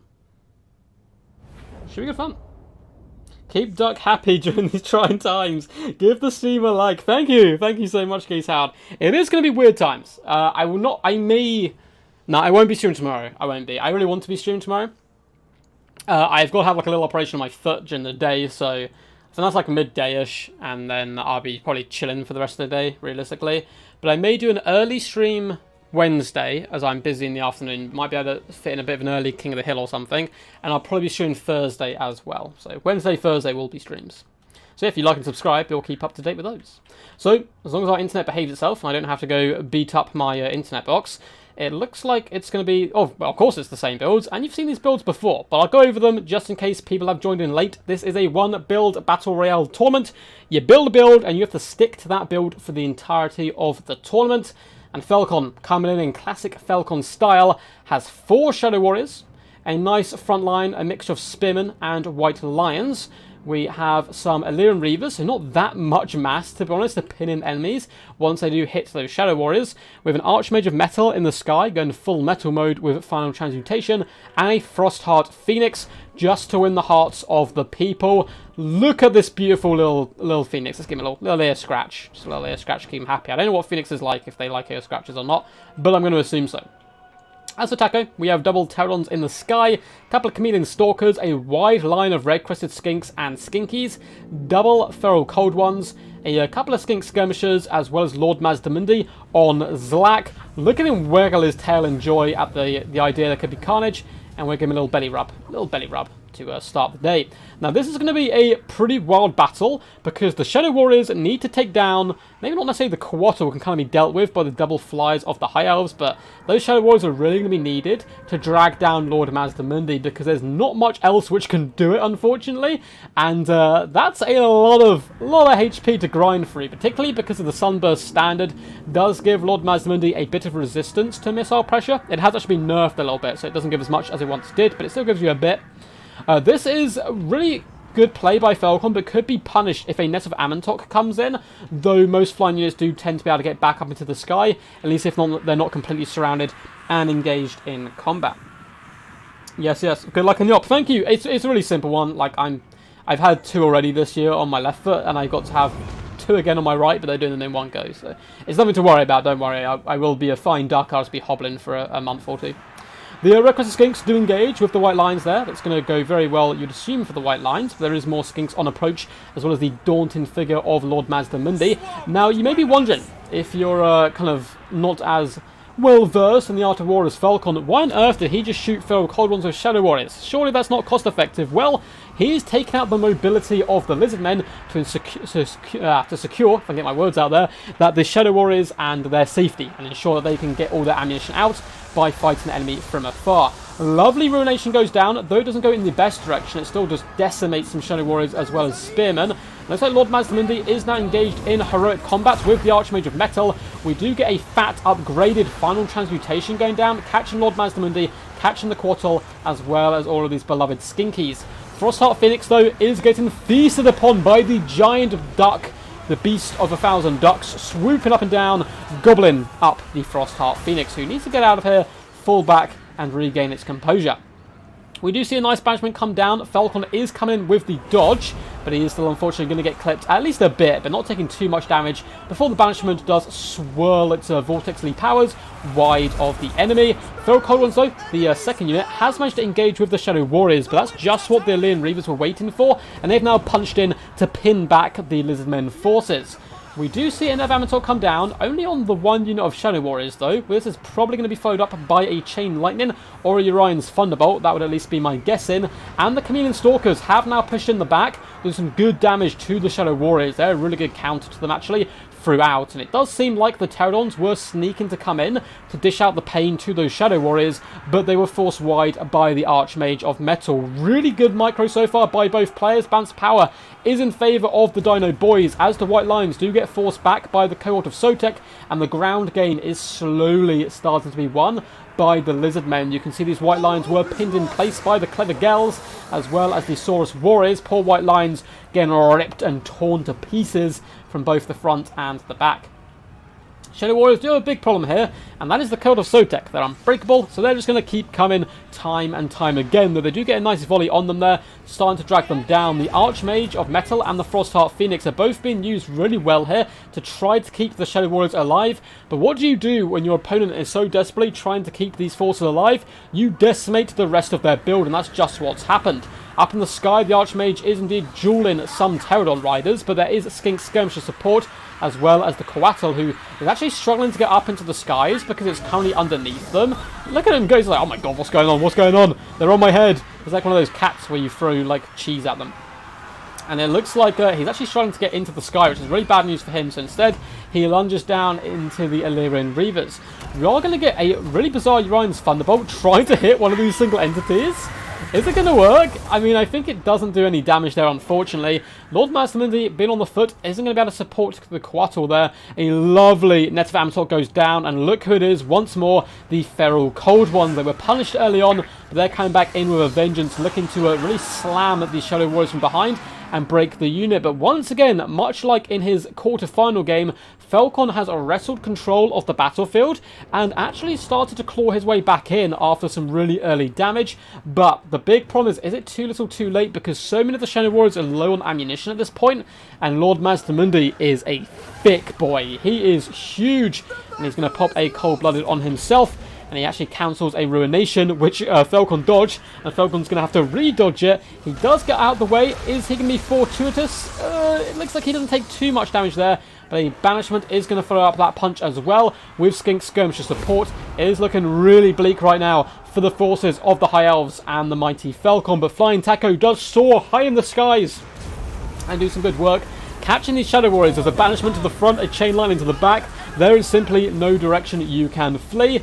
Looks like he's just about going to keep these Shadow Warriors alive. The Archmage of Metal, with some big final transmutations, might be able to scrap their way back into this game, but if the Frostheart Phoenix goes down, that's one big heavy hitting single entity, kind of less on the forces of the High Elves, which would certainly be some pretty bad news. Looks like these guys were just saying, good luck, have fun. Come on, Taco Boy. I love it. I love it. We do see a big fat final transmutation is going to get brought down onto the Coatl and Lord Mazdamundi, but remember, he has Apotheosis. The Frostheart Phoenix is really trying its heart out here, and it does have a decent amount of melee defense, which is really nice against Mazdamundi's lack of melee attack, but unfortunately it does decide to flee for its life, and the Lizardmen have caught and are starting to decapitate the remaining Shadow Warriors. Skinks slowly starting to overwhelm them. We do have some Spearmen coming back, but unfortunately for the High Elves, there are Pterodons, and Fire-Leech Bowlers are really good at just clearing their way through infantry, and it looks like that is going to be game to the Dino Boys. Flying Taco making it all the way to the finals there. Doing a really good job. We'll have to wait to see who his opponent will be. Of course, one more quarterfinal to go, and then the semi-final. But Falcon put on a wonderful display, another clinic of how to play the High Elves. He's really performed good in these one-build Battle Royale tournaments, and hopefully we'll see him next time with another similar build, because it is so fun to cast these style of battles. With 68 kills, over 2,200 damage value, the Archmage of Metal did some good work, but the healing really counteracted the damage she was able to accumulate with those final transmutations. And the White Lions as well actually struggled in the matchup, which they're pretty dominant in, and that's because a lot of the time of the High Elves was dedicated to keeping those Shadow Warriors alive, who themselves did start to repay some of that value though. 1,000 damage value, 840, 540 and 628 is a bit of a mixed bag, but not too terrible. Likewise, the Reavers, they're there to be sacrificial lambs and bodies to force the Lizmen back. The Frostheart Phoenix is up to 929 damage value. Not terrible, but likewise not great. I do really appreciate the meme, however. As for Big Yoshi, the mighty flying taco, Lord Mazdamundi, over 2,200 damage value himself, putting in some solid work with those banishments and ruinations. Red Crested Skinks and Skinks kind of suffered, but the Chameleon Stalkers, 770 and 970 damage value with 90 kills. That's insane. A really nice unit, I think, to keep in reserve in the Vanguard position to float in the late game and clear up your enemy missile troops. The Cohort of Sotek, over 900 damage value, did pretty solid. And for the rest of the build, not too terrible. The Coatl did get 1.2k damage value. Did some really solid work there. Yes, yes. That's a ruination I'm familiar with. Missing everything whole casted directed over a unit indeed. Ducky likes throwing cheese at a cat. No, I don't have a cat. But there's this like weird videos that went around for ages where like you'd throw like a slice of cheese at a cat and it would stick to its head and they like freak out really bad. Lizmen seem really strong these days. Oh yeah, Lizmen are still S tier. I don't think they're quite the best faction in the game, but they're like arguably up there. They're like top 3 for sure. Mazda and his 4-legged mobility scooter strike once again. Hey, what's up, Zypher? How are you today, champ? Hope you're all good. Hope everyone's been enjoying the madness. We still have 3 games to go, so don't go anywhere just yet. Hopefully, we have a replay waiting for us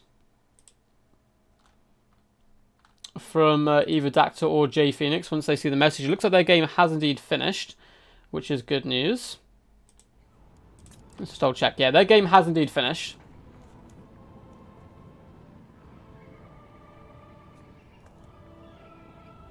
I'm always good when I can see my pretty High Elves. Well, the High Elves have done really good in this tournament. They actually seem to perform really well at these one-build Battle Royales, which is quite surprising, but again, it might be because, you know, Falcon's bringing them, so he can make any faction look pretty good, to a degree. To a degree. And they are broken. The High Elves have done good today, though. I've been very impressed.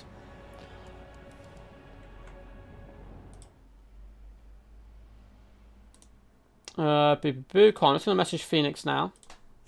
Hey, hey.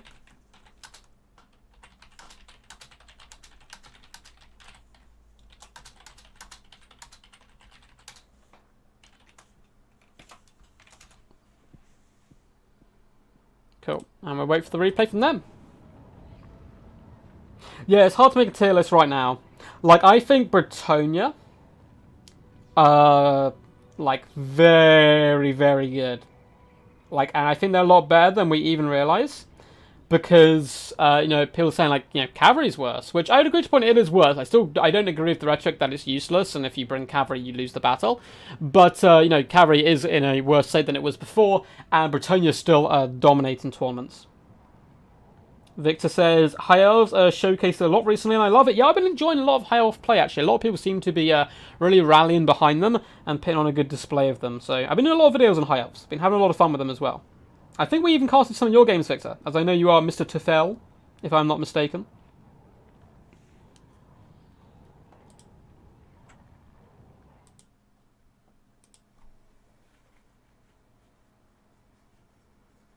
Oh, God.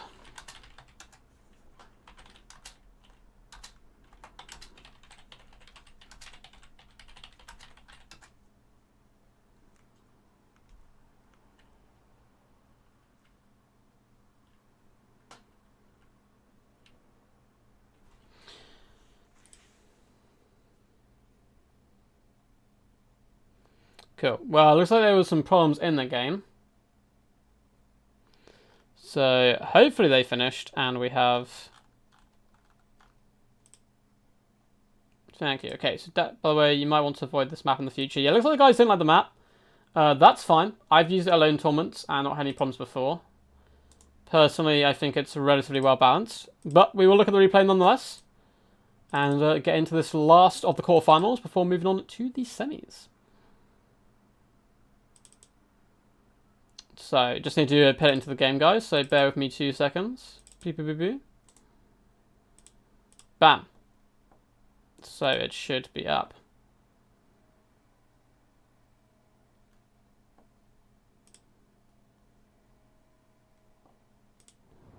And let's go. So, I shall update the scoreboards, so you guys at least know who's playing now. Apologies for the confusion that we're doing a quarterfinal after the semi-final, but it is the way sometimes. And, oh, we've actually got the same names up. Oh, well, that was my mistake before. So we will have J Phoenix up against Dacta going in now.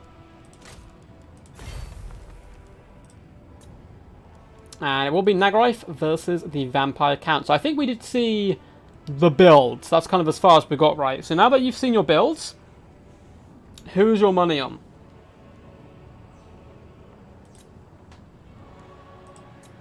Who is your money on, guys?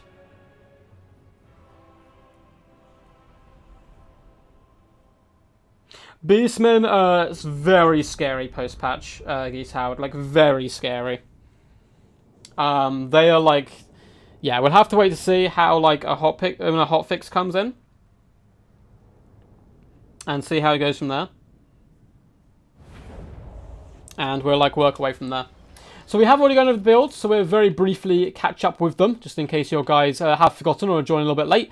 We do have a load of zombies for Dacta, dotted through the front line. We have some skeleton warriors, as well as the Sternsman regiment-renowned Graveguard there. We do have a load of Black Knights and Direwolves in the back. I believe it's 2 of each. It is indeed. I like the flexibility there from Dacta, not necessarily bringing the most high elite cavalry. It's enabled him to go a bit more wide. We have some Fellbats in the sky, Vargulfs in the back, Sternsman in the centre. Leading the force with a Vampire of Death up in the sky of Spiraleech Spam, as well as the Glorious Immortal Will. And down on the ground, we have a Necromancer lurking in the trees with Raised Dead and Invocation from the Heck. And then we have Helman Gorst coming in with the Gaze of Nagash, as well as Awaken from the Grave. But the real reason you're bringing Helman Gorst now, who I think is arguably the best Vampire Count Legendary Lord, at least, at the moment, of course, because of the area effect, comes in with Master of the Dead and the Reliquary of Corruption, healing nearby troops and damaging nearby enemies.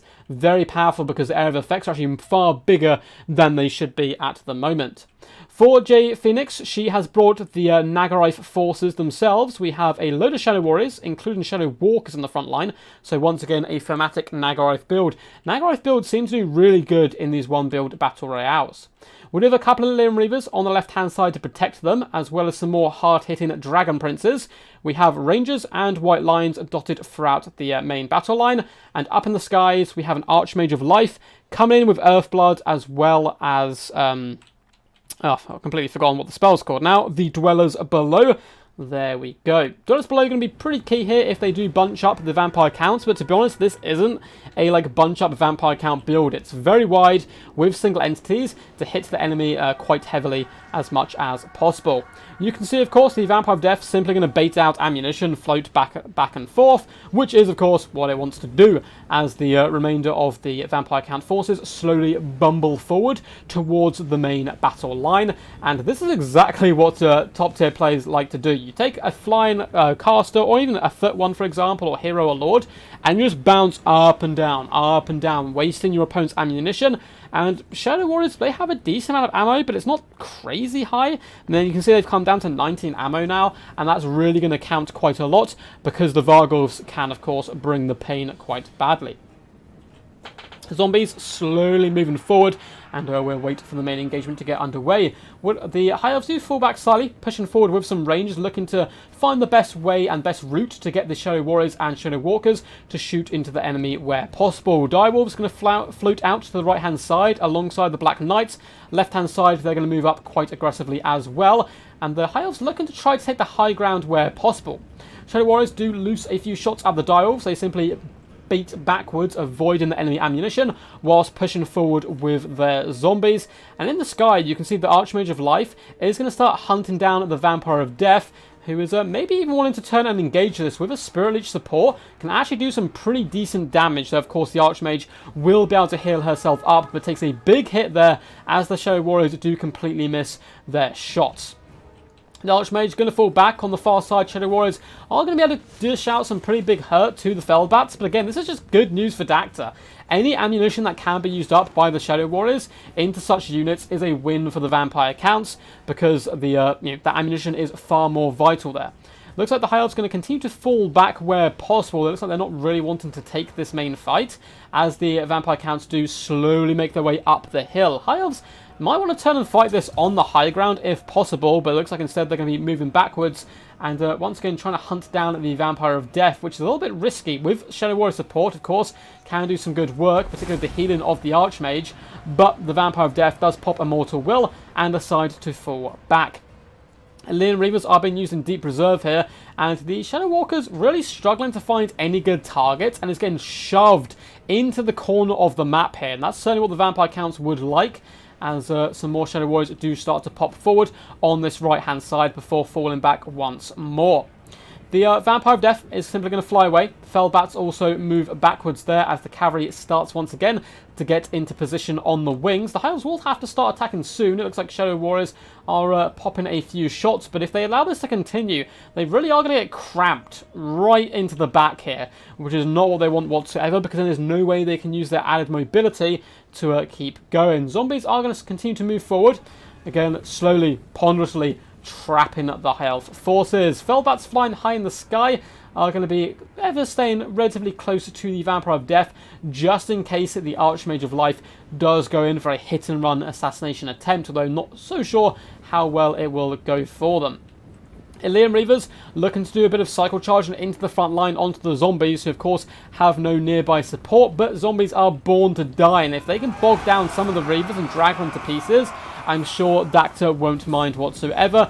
A little bit of damage came in. Ilium Reavers take basically none in return there, as the counts continue to try to push around. Looks like the High Elves really do want to box themselves in. This is really risky, because, I mean, look how close the board edges are. And then the High Elves are simply going to break when time comes, and the undead forces have unbreakable, so they're not going to mind too much whatsoever. Oh no! I'm going to pause quickly. Is the stream still working?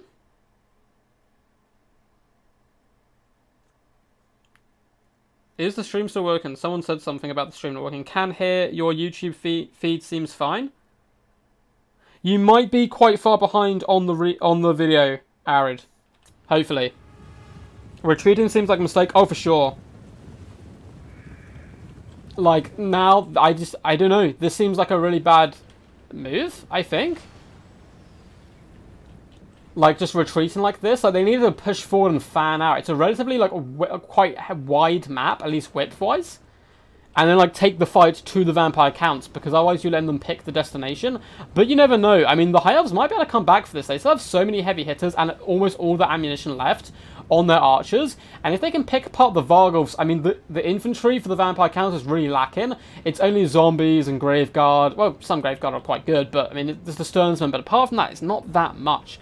Fellbats are being picked apart, but once again, it's the ammunition going down onto the Fellbats, who really won't mind it. That's kind of what they're here for. They're bred to die, as the High Elves continue to fall back further and further into the corner, and the Fellbats will start to swoop, but the leadership is going to be a big problem in the mid to later stages of the game. Helmengorst on his mighty pimp wagon is going to be driving forward alongside the Necromancer. Toko Drift style, these guys go through the racing start gates there of the Dino Boys, and start to come forward once more. Skeleton Warriors will be pinning these guys in and looking to surround the High Elves. Fellbats are taking quite a pound at the moment. Dragon Princes are getting Spirit Leech spammed to death as the Dragon Princes try to fall back into the corner, but that's not going to help you whatsoever, as the zombies do continue to advance there. Varghulfs just bouncing back and forth. They can chill out for the moment, wait for the front line to hit, and then come in to punch. Ilium Reavers do a bit of hit and run onto the Skeleton Warriors, but not doing too much damage whatsoever, and I really don't know what's going on here. The High Elves are falling back once more away from these forces, but the more they do that, the more Spirit Leeches they're going to get, and I think the Dragon Princes are looking really danger low right now, down to just 17 models. I am very confused at what's happening right now. I don't see this as a good strategy, but maybe I'm not seeing something. Yes. They're in the back of the forest for sure. Yeah. I must admit, I'm kind of on the side of Taco here. I mean, obviously, like, you know, tactics are always debatable, and in the heat of the moment, you decide to fall back. That is a completely fine and valid strategy. But in hindsight, I don't know if it's going to pay off here. But again, I don't know how this battle actually ends yet, so... the Shadow Warriors are engaged with Fellbats on this side. They should be able to finish them off for the most part. But now the Vargulfs have got into the danger zone. And the Shadow Walkers are going to be unleashing shots. But good juking once more coming in by Dactyr. He really is a top tier player when it comes to his micromanagement. We're seeing a lovely Awakening of the Woods coming down. I like the fact that Phoenix placed this just behind the Sternsman, so they couldn't even retreat backwards through it. It does good work, but only to the zombies, really. The Sternsman seem to be able to sustain most of their life force just about. We do have some Direwolves have forced their way into the back line alongside the Black Knights, and they're quite hard hitting themselves. Vargulfs as well are really starting to overwhelm the Shadow Walkers as well as the Shadow Warriors there, and even the Vampire of Death is getting down and dirty. Unfortunately, they are surrounded now by the Illyrian Reavers, but another Spirit comes down on the Dragon Princes, and the Dragon Princes not having a good day whatsoever. Big Hill does go off trying to sustain the Princes, but they are looking at very beat up at the moment. Black Knights are down and dirty in the back line with them. Where's our boys? Where is the Gorsemeister himself? I mean, he's not really been able to make it into combat yet, and the Archmage is just plucking at his skull, trying to drag him down. But he's going to keep rolling dirty with the Necromancer and try to get up into the infantry fight. There's a lot of high white lines still going strong, but they could be ground down if Helmengorst is allowed to saturate himself amongst Graveguard, Skeleton Warriors, zombies in that forest fight which is going on the left-hand side. Vargulfs are doing a good job just beating back the Dragon Princes, who have now been terrified. And a lot of the cavalry is starting to break. Likewise, some of the Shadow Walkers themselves are getting beaten, and they're going to be running directly towards that edge, which is unfortunate there, of course, for the forces of the High Elves. Zombies continue to push forward. The Rangers as well will be engaging with the Sternsman with a lovely surround. It looks like the Sternsman may get dragged down here. The fight in the forest does continue. Helmengorst up to 10 kills so far. Necromancer doing a decent job as well. White Lions will start to get drained down here. The Reavers as well fighting in the trees. Not really where they want to be. The Vargulfs will be able to finish off the Dragon Princes on the far side. And it looks like the Shadow Warriors, unfortunately themselves, will be getting targeted. This is good play by the Counts once again. Just disengaging from fights and hunting down the targets which can dish damage back to them. The Reavers, they're not a problem for this Count build. The problem is the Shadow Warriors, because they can pierce the soft, gooey flesh of the Vargulfs and burst them down quite nicely. So Dactyr is really trying to force his way through and hunt those guys down where possible. The fight in the forest is going pretty well, it would seem, for the Vampire Counts. Illyrian Reavers are borderline breaking, and it looks like they have gone here. Archmage of Life is going to flee. Helmengorst standing strong against such enemies. The infantry for the High Elves is trying to force, push out, and they're actually rotating their entire army around this right-hand side to save the Shadow Warriors where possible. The ones on the left have managed to use the majority of their ammunition at this point. Vampire Death is going to hunt and hound the Archmage of Life, which I certainly think they should do. Spirit Leech spam will be very good here as well onto the Archmage, but engaging in combat is absolutely fine if the Shadow Warriors are dealt with, and that is just what they're starting to be. Reavers are falling back right now, and in the forest, the Rangers, unfortunately, though they can do good damage to the zombies down here, the double core here of the double corpse carts, as well as the Black Knights, it looks like it may well be just about too much for them.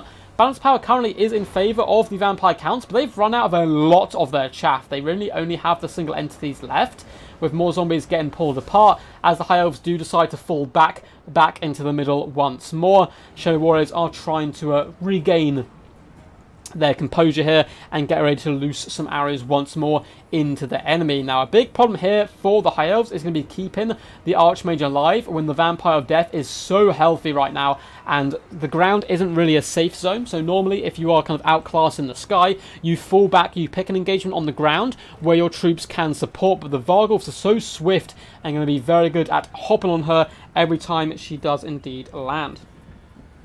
Yes. Yeah, if he doesn't dodge perfectly, like, everything dies here. Those Shadow Warriors are really scary. The Shadow Warriors are really scary for sure. Both the builds are relatively decent up against each other, I think. But it looks like the Rangers will be forced off the battlefield here. And then it is just going to be Vargulfs, the Vampire of Death, Helmengorst, and the Necromancer left to try to deal with what is a considerable high elf force that is still left alive. a nice chilly waterfall back there. I mean, yeah, there is a lovely little waterfall back there. If I was going to run away, I would probably run in that direction. I would not go into one of the temples. It's been a very long battle so far, nearly 12 minutes long. High Elves are regaining their forces. It looks like the vampire counts are very slowly going to be doing the same and trudging forwards. Both players not really doing the attacking role at the moment, but that's kind of, the game's been filled with that type of stuff. We'll have to see if it does indeed make a difference in the later stages of the game. The Skeleton Warriors are actually pushing forward, looking to attack the High Elves and come out and get aggressive with the enemy. But likewise, the High Elves don't have to attack in this moment because his opponent's army is completely in the forest. So it looks like zombies will be moving forward very slowly alongside Hell and Gorse. Let's speed through this bit a little bit as they hopefully do both start going towards each other. I believe they did say they took a couple of minutes to discuss the map mid-battle, so it may be a slow, ponderous movement there towards the final moments of the battle. And we can get this underway. So Shadow Warriors do loose a few shots in, but once again well juked there by Dacta. His micro has been certainly on point in this battle, going back and forth, avoiding the Shadow Warrior pressure, who a few of the Shadow Warriors do fire into some of the ground troops. Now Hemengorst is nowhere near as good as Jukin as the caster in the sky, so I think switching the targets there really is a good idea. But now the Varghulfs have engaged, and the Shadow Warriors are starting to run out of ammunition.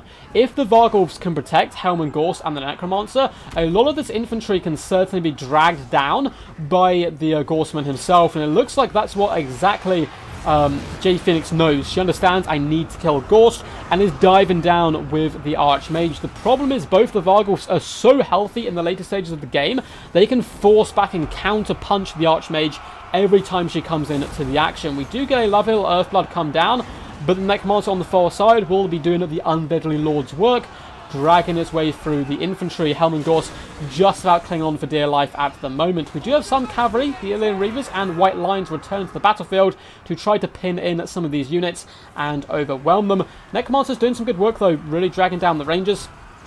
And it looks like the Vampire of Death, who's been hunting that Archmage booty all day long, may finally get to feast here, because the Archmage is really danger low at the moment. And it looks like the Ranger Corps is doing okay damage though.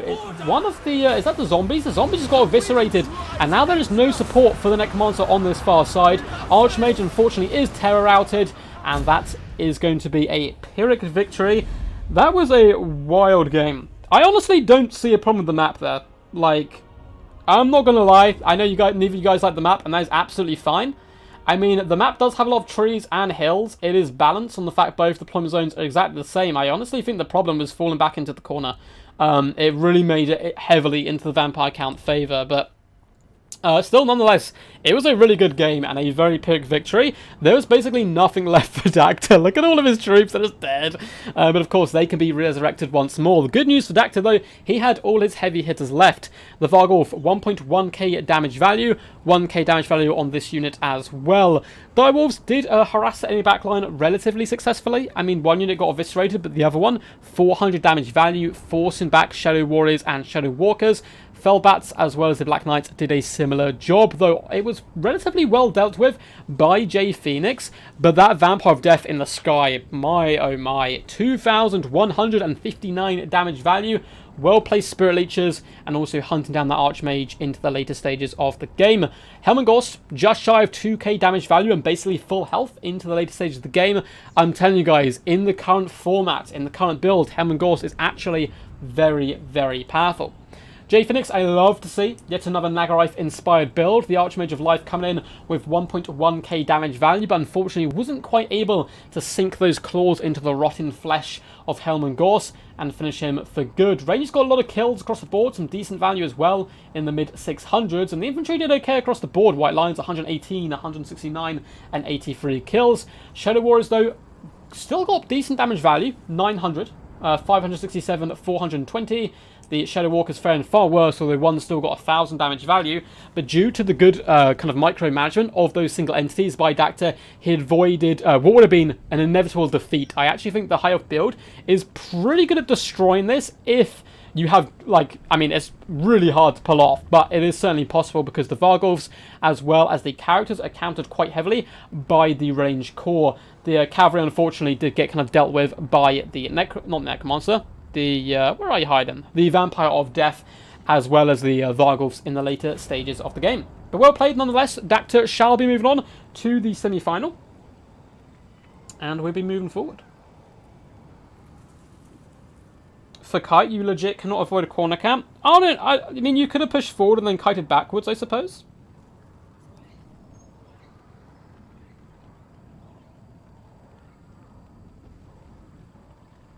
So, yeah. But it is what it is. What is this stream about? Welcome, Knight. Hope you're doing all good.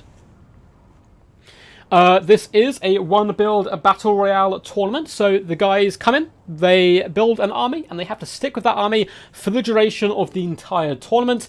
And we're now moving on to the second semi-final. So we have a semi-final and a final left.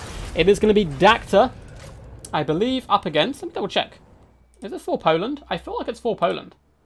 So we have Dacta with the Vampire Counts, the build we just saw, taking on for Poland. And the winner will be moving on to take down Flying Taco. So we have done that map, so the next one shall be, I believe, Oliver and Maxon. So let's hop in there and load up. Let's change the names actually just before, so we don't get it wrong. We can keep Dacta on the right-hand side, and we can add Poland onto the left, who's done a really good tournament so far. His build is absolutely wild. I have no idea how it's going to fare against the Vampire Count build. It's going to be some weird stuff. Hopefully, we don't get kicked out this time, and we can see it in live action.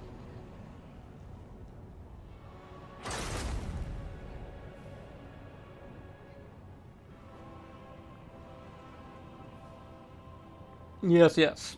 No, Slash bots are here. Thank you for whoever has slain them. I'm not sure which mod managed to get their hands on them, but well done. Well done. Which build... Ice, what build did you come up against? I was very surprised, because Ice Power, for those who don't know, is a kind of a staple on the tournament scene. In particular, in our tournament, he always gets to the semi-finals and finals. Oh, it's actually against For Poland. Okay, that makes sense, because I'm thinking about the builds. Yeah, so For Poland has, as we spoke about earlier, you can go really balanced in this game. Or you can go all in, and you hope to get a good run against armies that you'll do well against. For Poland went all in, like completely all in. Went mad Centaur play, and it's going to be good fun. So there's going to be a lot of hit and running. Dacta is going to have to bunch up and defend, but at the same time, there is Traitor King to come in to try to counter that. Swords of Chaos. Oh, you went Sword of Chaos. I love it. I love it. If it was a good replay, feel free to send it to me. I would love to see some Swords of Chaos play. He should have gone for the big ducks instead, indeed. Damn, at least Slashbot doesn't discriminate. Hot girls and boys. Was a close scrap. Sounds like a good game. For Poland's also actually a really solid player. He's improved a lot since I first met him and is very good. Yeah. Yup.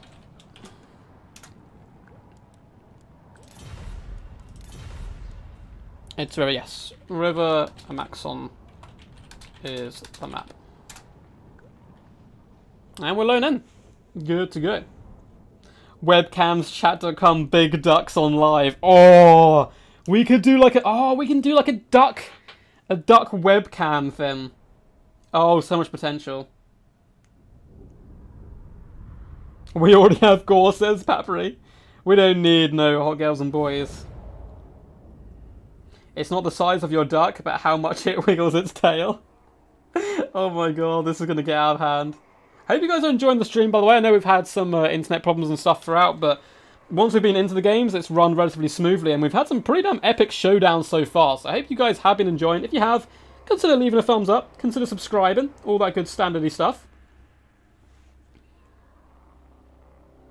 FYI, I just banned webcams chat in YouTube settings, and I haven't gotten the same bot back. Oh, I may try that. I may have to try that.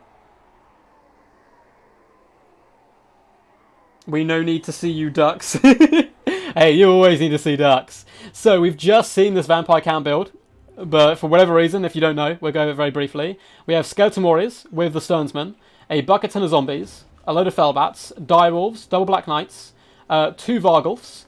We have a Vampire of Death with Spirit Leech up in the sky, but more importantly, we have a Necromancer on a corpse cart, and the boy. The living meme, the legend who has come out from his shadowy lair to prove Helman Gorst is to be taken seriously right now. Coming in with his corpse cart, it is Helman Gorst. He has the Glorious Awaken from the Grave, as well as Gaze of Nagash. For the forces of the Beastmen, we have a bucket ton of Centaur. Every Centaur in the book we have. We have both Regiment Renowns, we have Thrown Axes, we have basic ones, we have great weapons. You want a Centaur? We got it right here for Poland, bring in the Hooven ones. We do have a Brave Shaman of Wild with Traitor King, as well as a Malagor the Dark Omen up in the sky, Pendulum, and Enfeebling Foe. Now, Traitor King is going to work absolute wonders up against this build, so Dacta needs to ensure he kills that Brave Shaman at any cost necessary. It must go down. It must. You no foot gore, says Real Human Being. It's true. It's true. Moo moo buckaroo. Go beef, go home. Who are you guys rooting for here? Are you guys rooting for the undead, or are you rooting for the beastmen?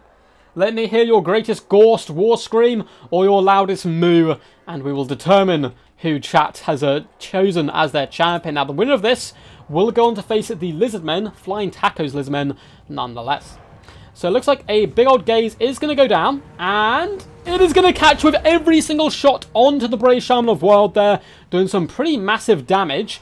Felbats might even be able to follow up this now. He's back to his common senses, at least at the moment. But the Vampire of Death could now come some Spirit Leeches and Assassination attempts. That could be a dead Brave Shaman before we even get those Traitor Kings off. Lovely hit and run with the Centaurs onto the zombies, receiving no damage in return and dishing out it in droves. But the Black Knights are able to counter-charge, and looks like the Grave Guard as well starting to push up. The Centaurs are bouncing all over the field at the moment. In the skies, Malagor the Dark Omen is now surrounded by Felbats, as well as that pesky Vampire of Death. It looks like we are going to get a Traitor King go down, perhaps to try to keep Malagor in some form of fight. Traitor King does go down, and it's hitting all of these units, but I don't know if it's going to be enough to save Malagor, who is really struggling right now. We can see a load of bats are starting to go down, and a Gaze in the Gash goes in and misses the Brave Shaman, I think, and actually catches out some Centaurs. That was a wild shot right there. But Malagor does seem to be in big problems. He does have Thronax support. The Felbats aren't really the problem, though. They're just saturating over top of him, allowing that Vampire of Death to really dish out the damage and hurt. Good news, though, for Poland is now that the Vampire is distracted on Malagor, his Brave Shaman doth live. Centaurs go crashing into the Black Knights, trying to overwhelm them. But the Brave Shaman is going to be doing some pretty decent work in there in that central fight. Up in the skies, Malagor is broken, and that is really bad news here for the Beastmen forces, because he's 100% going to get escorted away and driven off the battlefield. Malagor, sad cow noises for him. The Centaurs are again hit by some form of debuff, probably when they charged in to come in to engage Helman Gorst. We do have yet another magic missile shot come in and hit the Brave Shaman. Wasn't overcast this time though, so he doesn't dish out anywhere near as much damage. Now Malagor may have fallen, but balance power is still dead even, and that's because Poland has done a really good job just whittling down all of the ground forces of the Counts, where hopefully in the later stages of the game, the Thrown Axes will dish out the pain to the large single entities. It looks like up in the sky, yeah, there's no chance Malagor's going to come back. Felbats, some of them are actually crumbling though still. We do have Direwolves hidden in the trees at the moment, and this is going to be a lovely Traitor King coming. A lovely one, an overcast one. Now, the Brave Shaman does miscast, I think, so it takes a bit of damage, but the Black Knights are taking a lot of work there. Likewise are the double Vargulfs. Luckily, there is plenty of healing in the form of Helman Gorst, as well as those Invocation of Hex to top those troops back up. However, the Skeleton Warriors are probably beyond saving right now. Likewise, the Black Knights have been overwhelmed right now by the Centaur rush. The Brave Shaman lives, at least for now. The Malagor the Dark Omen actually rallies here and is trying to get to safety once more, but he instantly breaks after he rallies and once again is going to get forced back and dealt with. In the main fight, the Centaurs are continuing to try to cycle charge where possible. Lovely Thronax play is going to hit those Vargulfs, doing some pretty solid work there to the flank, and hopefully going to be tearing down the beastie. Sternsmen are pushing forward as well alongside of the Necromancer, and the Centaurs are a little bit terrified right now. Their leadership starting to waver and buckle, and I think Dacta has put himself in a really solid position into the later stages of this game, but there are some big problems for him, and that is there's a lot, oh no, there's not actually a lot of Thrown Axes left. Oh no, there is. Okay, they were just off screen. So we still have a lot of Thrown Axes, which can comfortably kill Helman Gorst as well as the Vargulfs. The question is, can he get them in the right position at the right time to capitalize on that and really dish out the pain, because there's still a decent amount of Felbats left alive, and one of the MVPs, standouts of this tournament so far, is the Vampire of Death, who's done a really good job in all the games we've seen of Dacta so far. Brave Shaman has been forced back here, And it needs to rally before those Felbats hop on it, otherwise it won't be coming back to the battlefield whatsoever, unless some Centaurs can get over there and help support. Vargulfs push back the Centaurs with weapons, who are broken and are routing for their lives. Felbats are swooping from above. Centaurs with Phalanxes continue to flee for themselves. Zombies do get clattered into by Centaurs with great weapons, and it looks like their leadership is dwindling quite heavily right now, but still they continue to fight. Thrown axes are being launched in after the Black Knights at the moment, but both Vargulfs are still very healthy. This is very close. This is very close still. Some of you guys saying GG already? I don't know. I don't know, honestly. I mean, with Malagor going down, and Vampire Death still been up, I think Vampire Count's in a really good position. A lovely Trade King does come down, but it looks like that's going to be the last call for the Brave Shaman, who's now been finished off by Felbats, although some lovely play by For Poland, pinning in those Felbats with the Centaurs, is going to allow the Brave Shaman maybe to escape and rally, but only 225 HP, still 120 kills is good, and minus a lot of leadership. And you can see the Centaurs are going to disengage, desperately trying to save the Brave Shaman and drag it back into the fight. Some of the other Centaurs do pull back there, and we actually have more waiting in the wings. It is a very close scrap at the moment. It's going to be a long, grueling finale, I think, as of course Dacta doesn't have that much mobility left on his side, whereas For Poland wants to milk every little droplet of value out of his thrown axes and Centaurs where possible. Brave Shaman, negative 20 leadership. I just don't think there's much chance for the chariot to come back in whatsoever. The Thrown Axes are doing some pretty decent work there onto the Vargulfs, so now well and truly amongst them. And it looks like Skeleton Warriors as well as Graveguard are also very healthy, surrounded by those Mortis engines. I don't know if the Chad build of the century is going to come out. This might be my favourite build of the tournament, is the Beastmen, but there's going to be a lot of hitting and running, but a lot of these troops will be getting pinned in as well by the Vargulfs, and every charge in is going to be quite costly. This is exactly, though, what For Poland needs to do. Thrown axes on Helman Gorst might be able to kill him, but you really want to burst him down if possible. Both Vargulfs looking very healthy, at least at the moment. The Centaurs kind of lining up in the back here, can be getting some axes down onto the rear of the Sternsman, it would seem. Might be better going after the Necromancer, I would have thought. Centaurs do continue to peel off, more do come clattering in, trying to cycle charge the enemy to death. And that is going to be the tail of the tape. Why did you have to make my favourite tournament while I'm at work? I'm so sorry, Nick. It's been a good fun tournament. We will do more into the future. I will probably host one next week. I'm also thinking of doing like a bigger faction war type thing. I'm not sure. I do enjoy like these kind of fun tournaments as well. The DBD will return shortly as well. The Thrown Axes have started to use up some of the remaining ammunition here on the Gorstmeister himself, and it's really going to come down to positioning now. The Counts can't really do too much, so they need to just absorb this missile pressure and then make a valiant last stand. As the Centaurs, there's still a lot of them, but Vargulfs really can break them, and the fact there is no Malagor on the battlefield, their leadership is really going to start to waver quite badly. You can see this unit of Centaurs is terrified and forced back, and the Thrown Axes are dwindling heavily. Can Helman Gorst, the guy we've laughed at, we've mocked for centuries by this point, make it to a tournament final? Only time will tell. The Vargulfs do catch off some Centaurs there and do some nice damage. The Sternsmen do get isolated. All of the Centaurs are being thrown in there to try to dish out the pain, but I mean, they're going to get held up as well for a lot of the damage they do take here, and the Vampire of Death is swooping high above the skies, looking to try to get in there and dish out some damage where possible. The tea lady needs to hurry up. Oh, yeah, she needs to get going. She needs to get going. Bats carried this game. Bats did very good. Bats did very, very good. Pinning in Malagor and allowing him to be sniped out by the Vampire. Centaurs are very low on ammunition, at least most of them. Actually, these two have a ton of ammo left, so it really is going to be like a massive kite game at this point. And we'll just have to wait and see. We'll have to wait and see if he has enough. I mean, all the while he's got these Thrown Axes. The Centaurs are really dropping in and out, really trying to bring the pain to the enemy. But that bounce power is starting to form in the Vampire Count favour. And you can see every time these Centaurs come in, they get punished by that Mortis Engine effect. It's not just, oh, we can run you over, knock you down, not take any damage in return.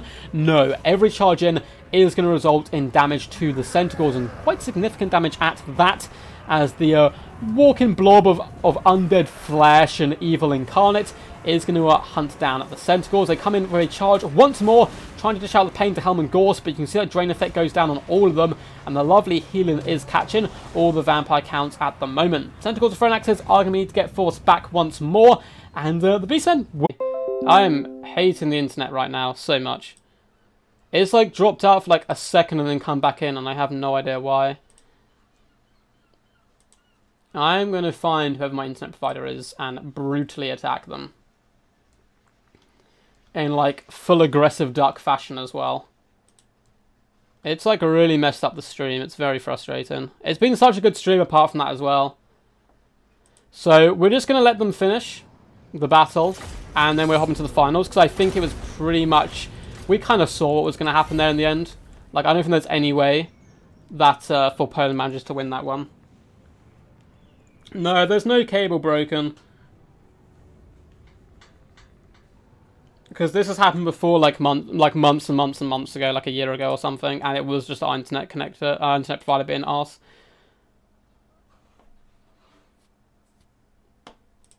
So we will let them play it out. I had to refresh my duck. Yeah, sorry guys, it kicked us out. It's literally, the internet drops for like 2 seconds and then instantly reconnects, but it's enough to kick me out the game is the problem. Like OBS and stuff like stays online because it doesn't even drop OBS. It's how like quickly it comes out, but it seems to be messing up Total Warhammer. I'll have a word with my provider like this, or it's probably a bit late today, but tomorrow. The activities for opponent is still going though, so we're going to let them finish the game, and then we're just going to host the lobby, or we'll let them host the lobby for the finals. Buy out the internet provider. Annoyingly, we have like the best internet provider in London, but we're in London is the problem. A hostile takeover. Taco, it's the way. It's the way. Yeah, sorry. This happened like a few months, like a long time ago, like a year ago or something, or 6 months ago.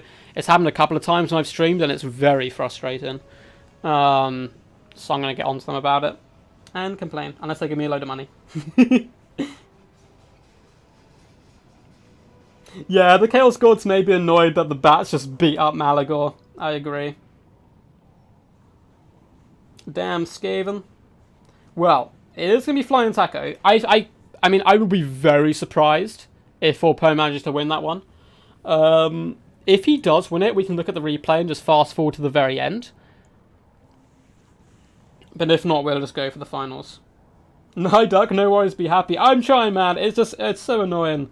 Because the stream's been so good, the battles have been amazing. I know we've managed to see most of the battles anyway, because we just re-show customers' replays.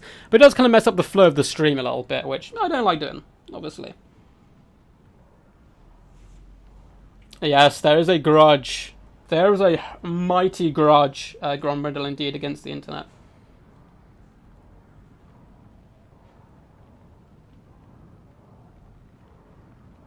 I dropped Dacta, but I'm assuming you won. It seemed like you couldn't physically lose from the point. Feel free to send the replay, but we saw all the way up to like the very end. Like, you were a walking blob just as Centaurs were using up the last of their ammo. The stream must flow. See, Nick knows. Nick knows what's up. So, I think we're just going to hop into the finals. I assume you won. It seemed like you were in a impossible to lose situation, but I don't know.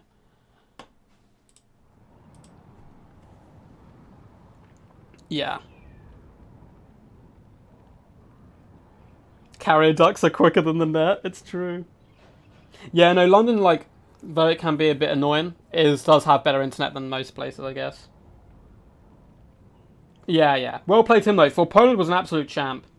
So Dacta and Taco, if you want to host a lobby, because if we do get kicked out, I'll have then just send me the replay, and we'll do the replay. We're getting through this tournament. I don't care what my internet provider is doing. We're getting through the tournament. They can't stop us.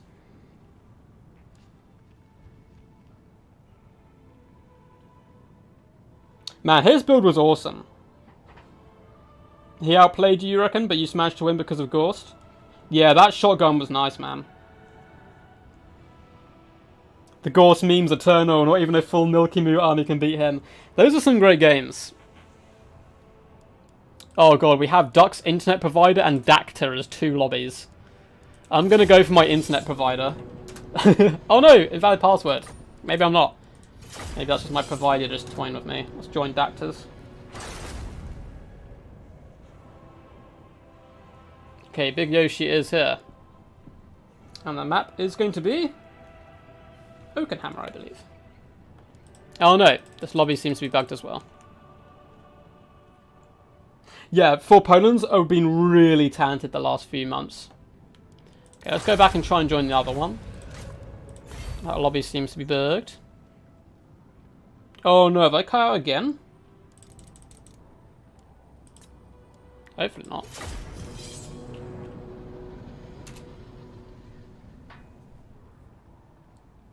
Let's try and load in. Let's try and load in. See what works. Have a sip of my drink while I wait.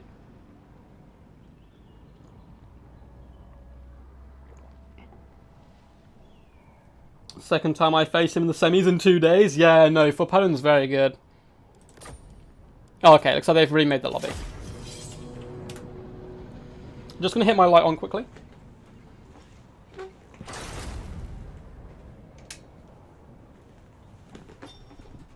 As we attempt to load him. It looks like we are here. Ah, the chat does not work though. The chat seems bugged. Hopefully, the lobby will still play. They already know the map. So they can't say good luck, have fun to each other. Let me very quickly change scoreboard to Flying Dakar. But we're giving his full royal name there. It should be good fun. I do think this vampire count build is very scary. And very, very top tier right now. Gore Skies wins. Go Lizard says awesome Rhino though. I guess the Rhino is kind of a descendant of the Lizard, or a kind of long lost cousin. You must restart the game for the chat to work. I mean, if these guys can just play, I don't mind if the lobby's bugged in that sense. Let's see if they're messaging on. Oh no, it looks like they're readied up anyway. So hopefully it won't like crash the lobby or something. If it does, we'll just vibe, let them play, and then do the replay. Triple solar engines, new Ghost. I mean, that's true. It's definitely very illegal as well. Could you take triple solar engines technically? I don't think so. I think you can only have 2. But likewise, this is a 1 build tournament, so they've built a build from the start, and you have to just go with it. Now, we do have Mazdamundi, who can certainly bring the pain up against these forces, but the Ruination, the Banishment, is going to be nice, but it's not going to be as pivotal as it has been in other games. Rhinos are a lot closer related to lizards than zombies, that's for sure. I mean, you make a valid point, sir. Unfortunately, Nick, he did fall. He did the health people very proud, though. But he did go out in the semi-finals up against Flying Taco, which there is no shame falling to Flying Taco. He's one of the scariest players around. So we're just waiting on Taco. I don't know if Taco can ready up or not.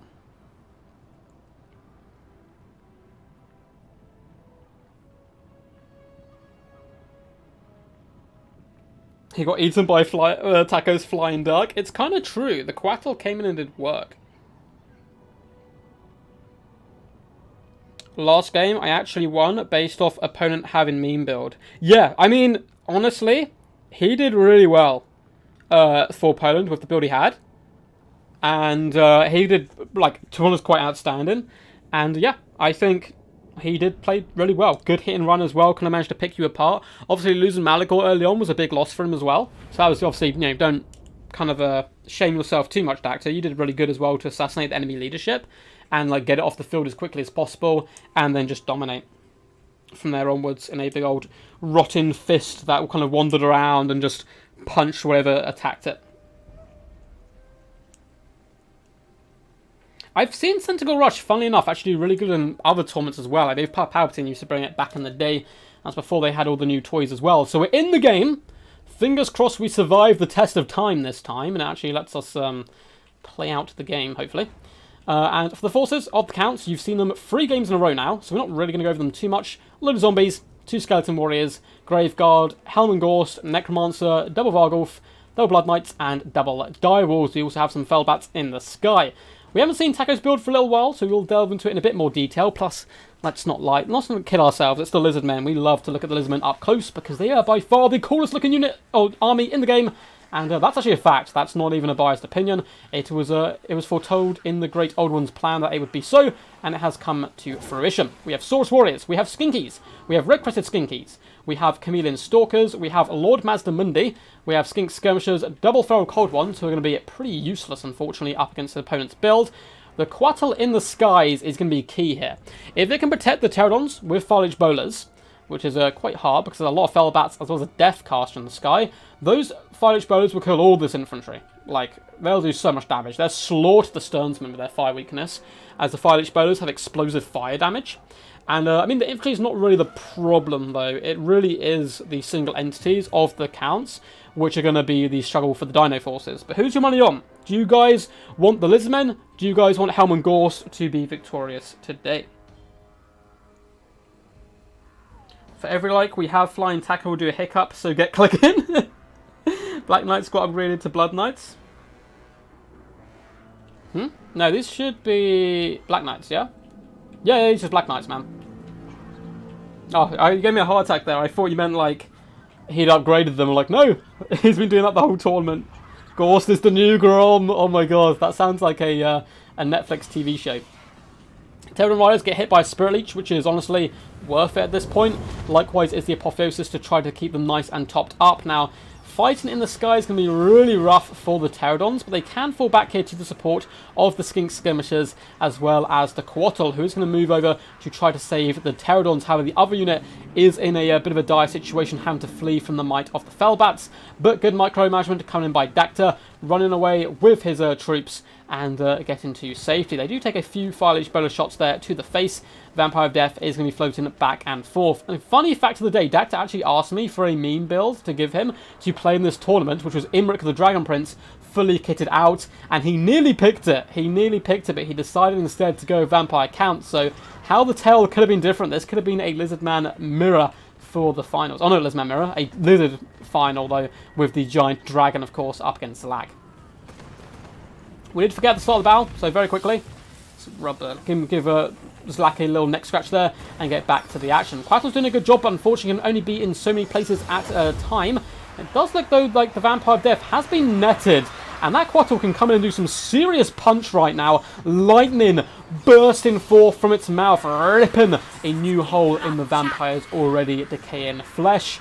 The Pterodon Riders can now fight into this, and it's a bit of a mistake actually to blob up like this. Yes, it can help you save the vampire, but those Foliage Bowlers are going to do massive burst damage now, and the Fellbats are falling in droves, and it looks like one Pterodon Rider has been shattered. The other, however, is basically full health. The Fellbats have their work cut out. The infantry corps have engaged. We're going to see a Ruination come down the line on the Sterns, but unfortunately killing a load of Skinks, but also killing a load of the enemy as well. Chameleon Stalkers moving in. They're going to do some good bursts there to the infantry forces of the Vampire Counts. Skeleton Warriors are being surrounded and slaughtered by Saurus there. Cohort of Sotek as well doing a good job. Lord Mazdamundi is a happy ducky out of the moment, or a happy toad I should say, eviscerating the enemy ground forces, but the battle has become quite stretched. Varghulfs, Black Knights all roaming into the back lines, doing some good work, and the Quattle is trying its heart out to be everywhere in the battlefield at once, pinning in the Black Knights with the help of some Red-Crested Skinks and Feral Cold Ones. This is some top tier play for you guys today by Flying Taco, and he's shown how you to drag down cavalry with units like the Red-Crested, although Dacta, of course, a master of micro, is going to be able to fall back and retreat, and it looks like we're going to come in to a relatively similar situation to the previous games we've seen with this Vampire Count build. Fellbats are getting eviscerated in the sky by the Pterodons, but they've lost a few of their models. Still decent ammunition left, however, but they are starting to waver a little bit here. Cohort of Sotek looking to surround the Sternsmen. Mazdamundi is on approach as well. Going to try to surround and delete these guys. The Quattle needs to be very, very careful because there is double Varghulf nearby who can certainly bully the giant magical duck, and he doesn't have very many places to go. A Chain Lightning comes in, unfortunately does seem to miss Helm and Gorse there, and now the Quattle does get healed up with an Apotheosis, is still in a bad situation. It can make a little bit of a getaway though in this direction. As you can see, we're going to get a large net come down, pinning those Varghulfs in place, allowing the Quattle to escape, and Mazdamundi is just buying more and more time for him to dish out the damage on the infantry. But likewise, the Lizardmen infantry is really struggling as well. Balanced power still dead even, and it looks like the fire bowlers have been finished off by the Vampire of Death, who without a doubt has been the MVP of the tournament so far. The zombies get hit by some chain lightnings. We're going to get a banishment to follow up on this as well, hitting those skeleton warriors. But at the end of the day, there's not any really good targets for those banishments to hit. And there's the Sternsmen, but they're already crumbling and not in a particularly great situation. With some skink cohorts who can come back, but the stalkers are being finished off. Good micro by Dacta, using the Black Knights to slaughter and run over the enemies wherever he doth go. Doing some nice work there. In the distance, Terrons are being finished off by the Vampire of Death, who still can come back and is a decent melee combatant. Cohort of Sotek have popped Refuse to Die, but are getting drained, and it is the similar tale of the kind of tournament so far, or at least the Vampire Count side, where they just have their single entities, which are the real punch left for them. They've still got some infantry as well, though, but with a Ruination coming down, that is looking less and less profitable for them. Kotor is getting hit back and forth, is going to get healed up though. It looks like they're trying to 2v1 some of the Vargulfs here and really drag them down. Actually landing some pretty impressive hits there. If you have an overarching view of the battlefield, Black Knights still do roam the realms of the living, but not for much longer. Looks like Stalkers are actually going to drag them down here. We do have a unit of 45 Black Knights though, who can really do some lovely cycle charging. With a Urine's Thunderbolt conjured from the skies by the Mighty Duck itself, and it does some okay damage. Nothing amazing, but nothing too shabby either. Lord Mastermindy is getting a bit pounded, but so is the Vargulf. A lovely upgraded Invocation Hector is going to be boosting all of these troops who are already getting held up by Helman Gorst right now. Vampire of Death is on approach, again a decent melee combatant. Black Knights are going to be used, it would seem, to chase down routing troops. Every time infantry breaks, the Black Knights shall pounce. Balance of power very heavy in favour now of the Vampire Counts. One Vargulf is wavering a little bit, but he's been held up quite nicely by that invocation, and Lord Mastermindy is going to have to retreat out of this and try to do some really good cycle charging. Skink cohorts and red-crested skinks can rally to the cause once more, and we can see some red-crested skinks are forcing back the Black Knights there, driving them away from the battlefield. And this Vargulf is still getting bullied quite heavily by the Coatl as well as Lord Mastermindy, but unfortunately our beautiful, majestic beast is likewise a really low HP wise now. I mean, still 1,800, but in comparison to how much it started with, it's not looking too good for the Lizardmen. And it is going to just about get up into the skies, but army losses does set in, and we have a new supreme ruler of the One Build Battle Royale tournament mode. It is Dacta, but not only is it Dacta, it is Helman Gorst. All bow before the mighty, reinvigorated, once meme, now God of War of the Vampire Counts. Helman Gorst just clapping to himself there. Brilliant tournament by both these guys though. Flying tackle with some insane victories. The game up against Falcon was a really highlight game as well, so close and back and forth. But Dacta with the Vampire Counts is coming victorious there.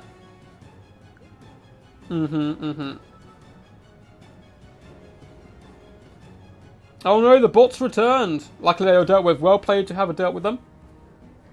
I said they were Blood Knights. Oh, thank you, Hank. My mistake, man. My mistake. Gorson to victory, indeed. Indeed. It looks like Big Yoshi is no. F this skink, he says. Gorst wants his scalp.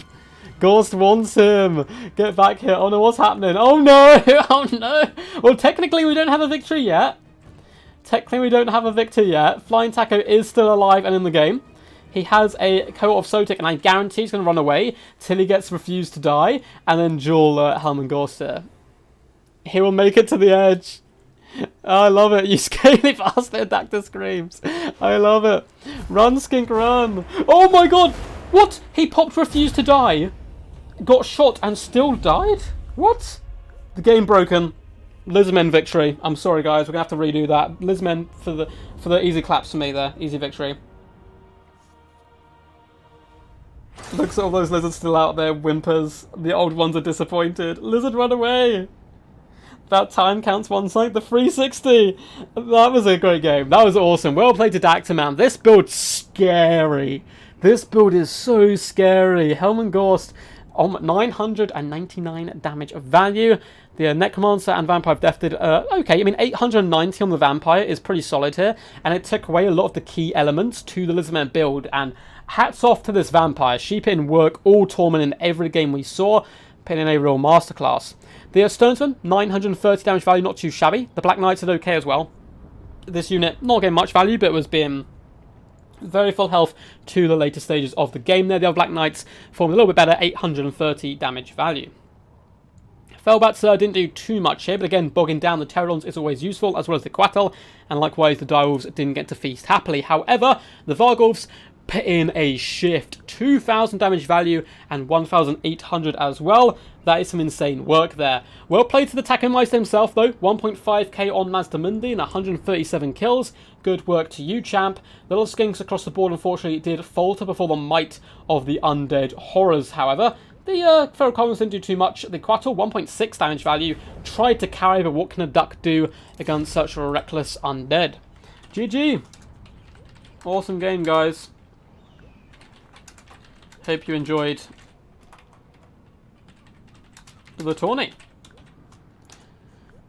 I'll catch you guys later. Peace out. Thank you. Yeah, thanks to everyone who played today. We had some insane games. That was so much fun. Balance of Power OP. Balance of Power OP indeed. Hopefully we didn't just... let's double check that we're still online. We are still online. Cool, cool. Varghulfs are so good. There's a reason why you can only bring 2. Oh, yeah. We see them a lot. What's up, Logic? How's it going, bud? Logic was featured in my latest video, in fact, which was today. The Guardian Warhammer Lizardmen animation. What was that? Nice GG Wood. Christopher says, indeed, man. That was some awesome games. That was really cool. So I hope you guys did enjoy the stream. We did have some few internet issues. I will contact our provider about that. Because that was super annoying that we keep getting kicked out of stuff and all that nastiness. But for the most part, we got to see basically every single game. And boy, oh boy, were they some epic games. So again, well played to everyone. Everyone who played on stream as well. Taco, Grom Brindle, Pantalonade, Falcon, Wicked D, For Poland, J Phoenix, and Dacta. But Dacta, he was in it for the victory today. And he claimed a pretty amazing scalp. There's a fan animation in Warhammer. Ooh, send me a link to it, man. Send me a link. Thank you for the tourney. No worries. Thank you guys for playing. And until next time, peace, peace. And as always, stay awesome.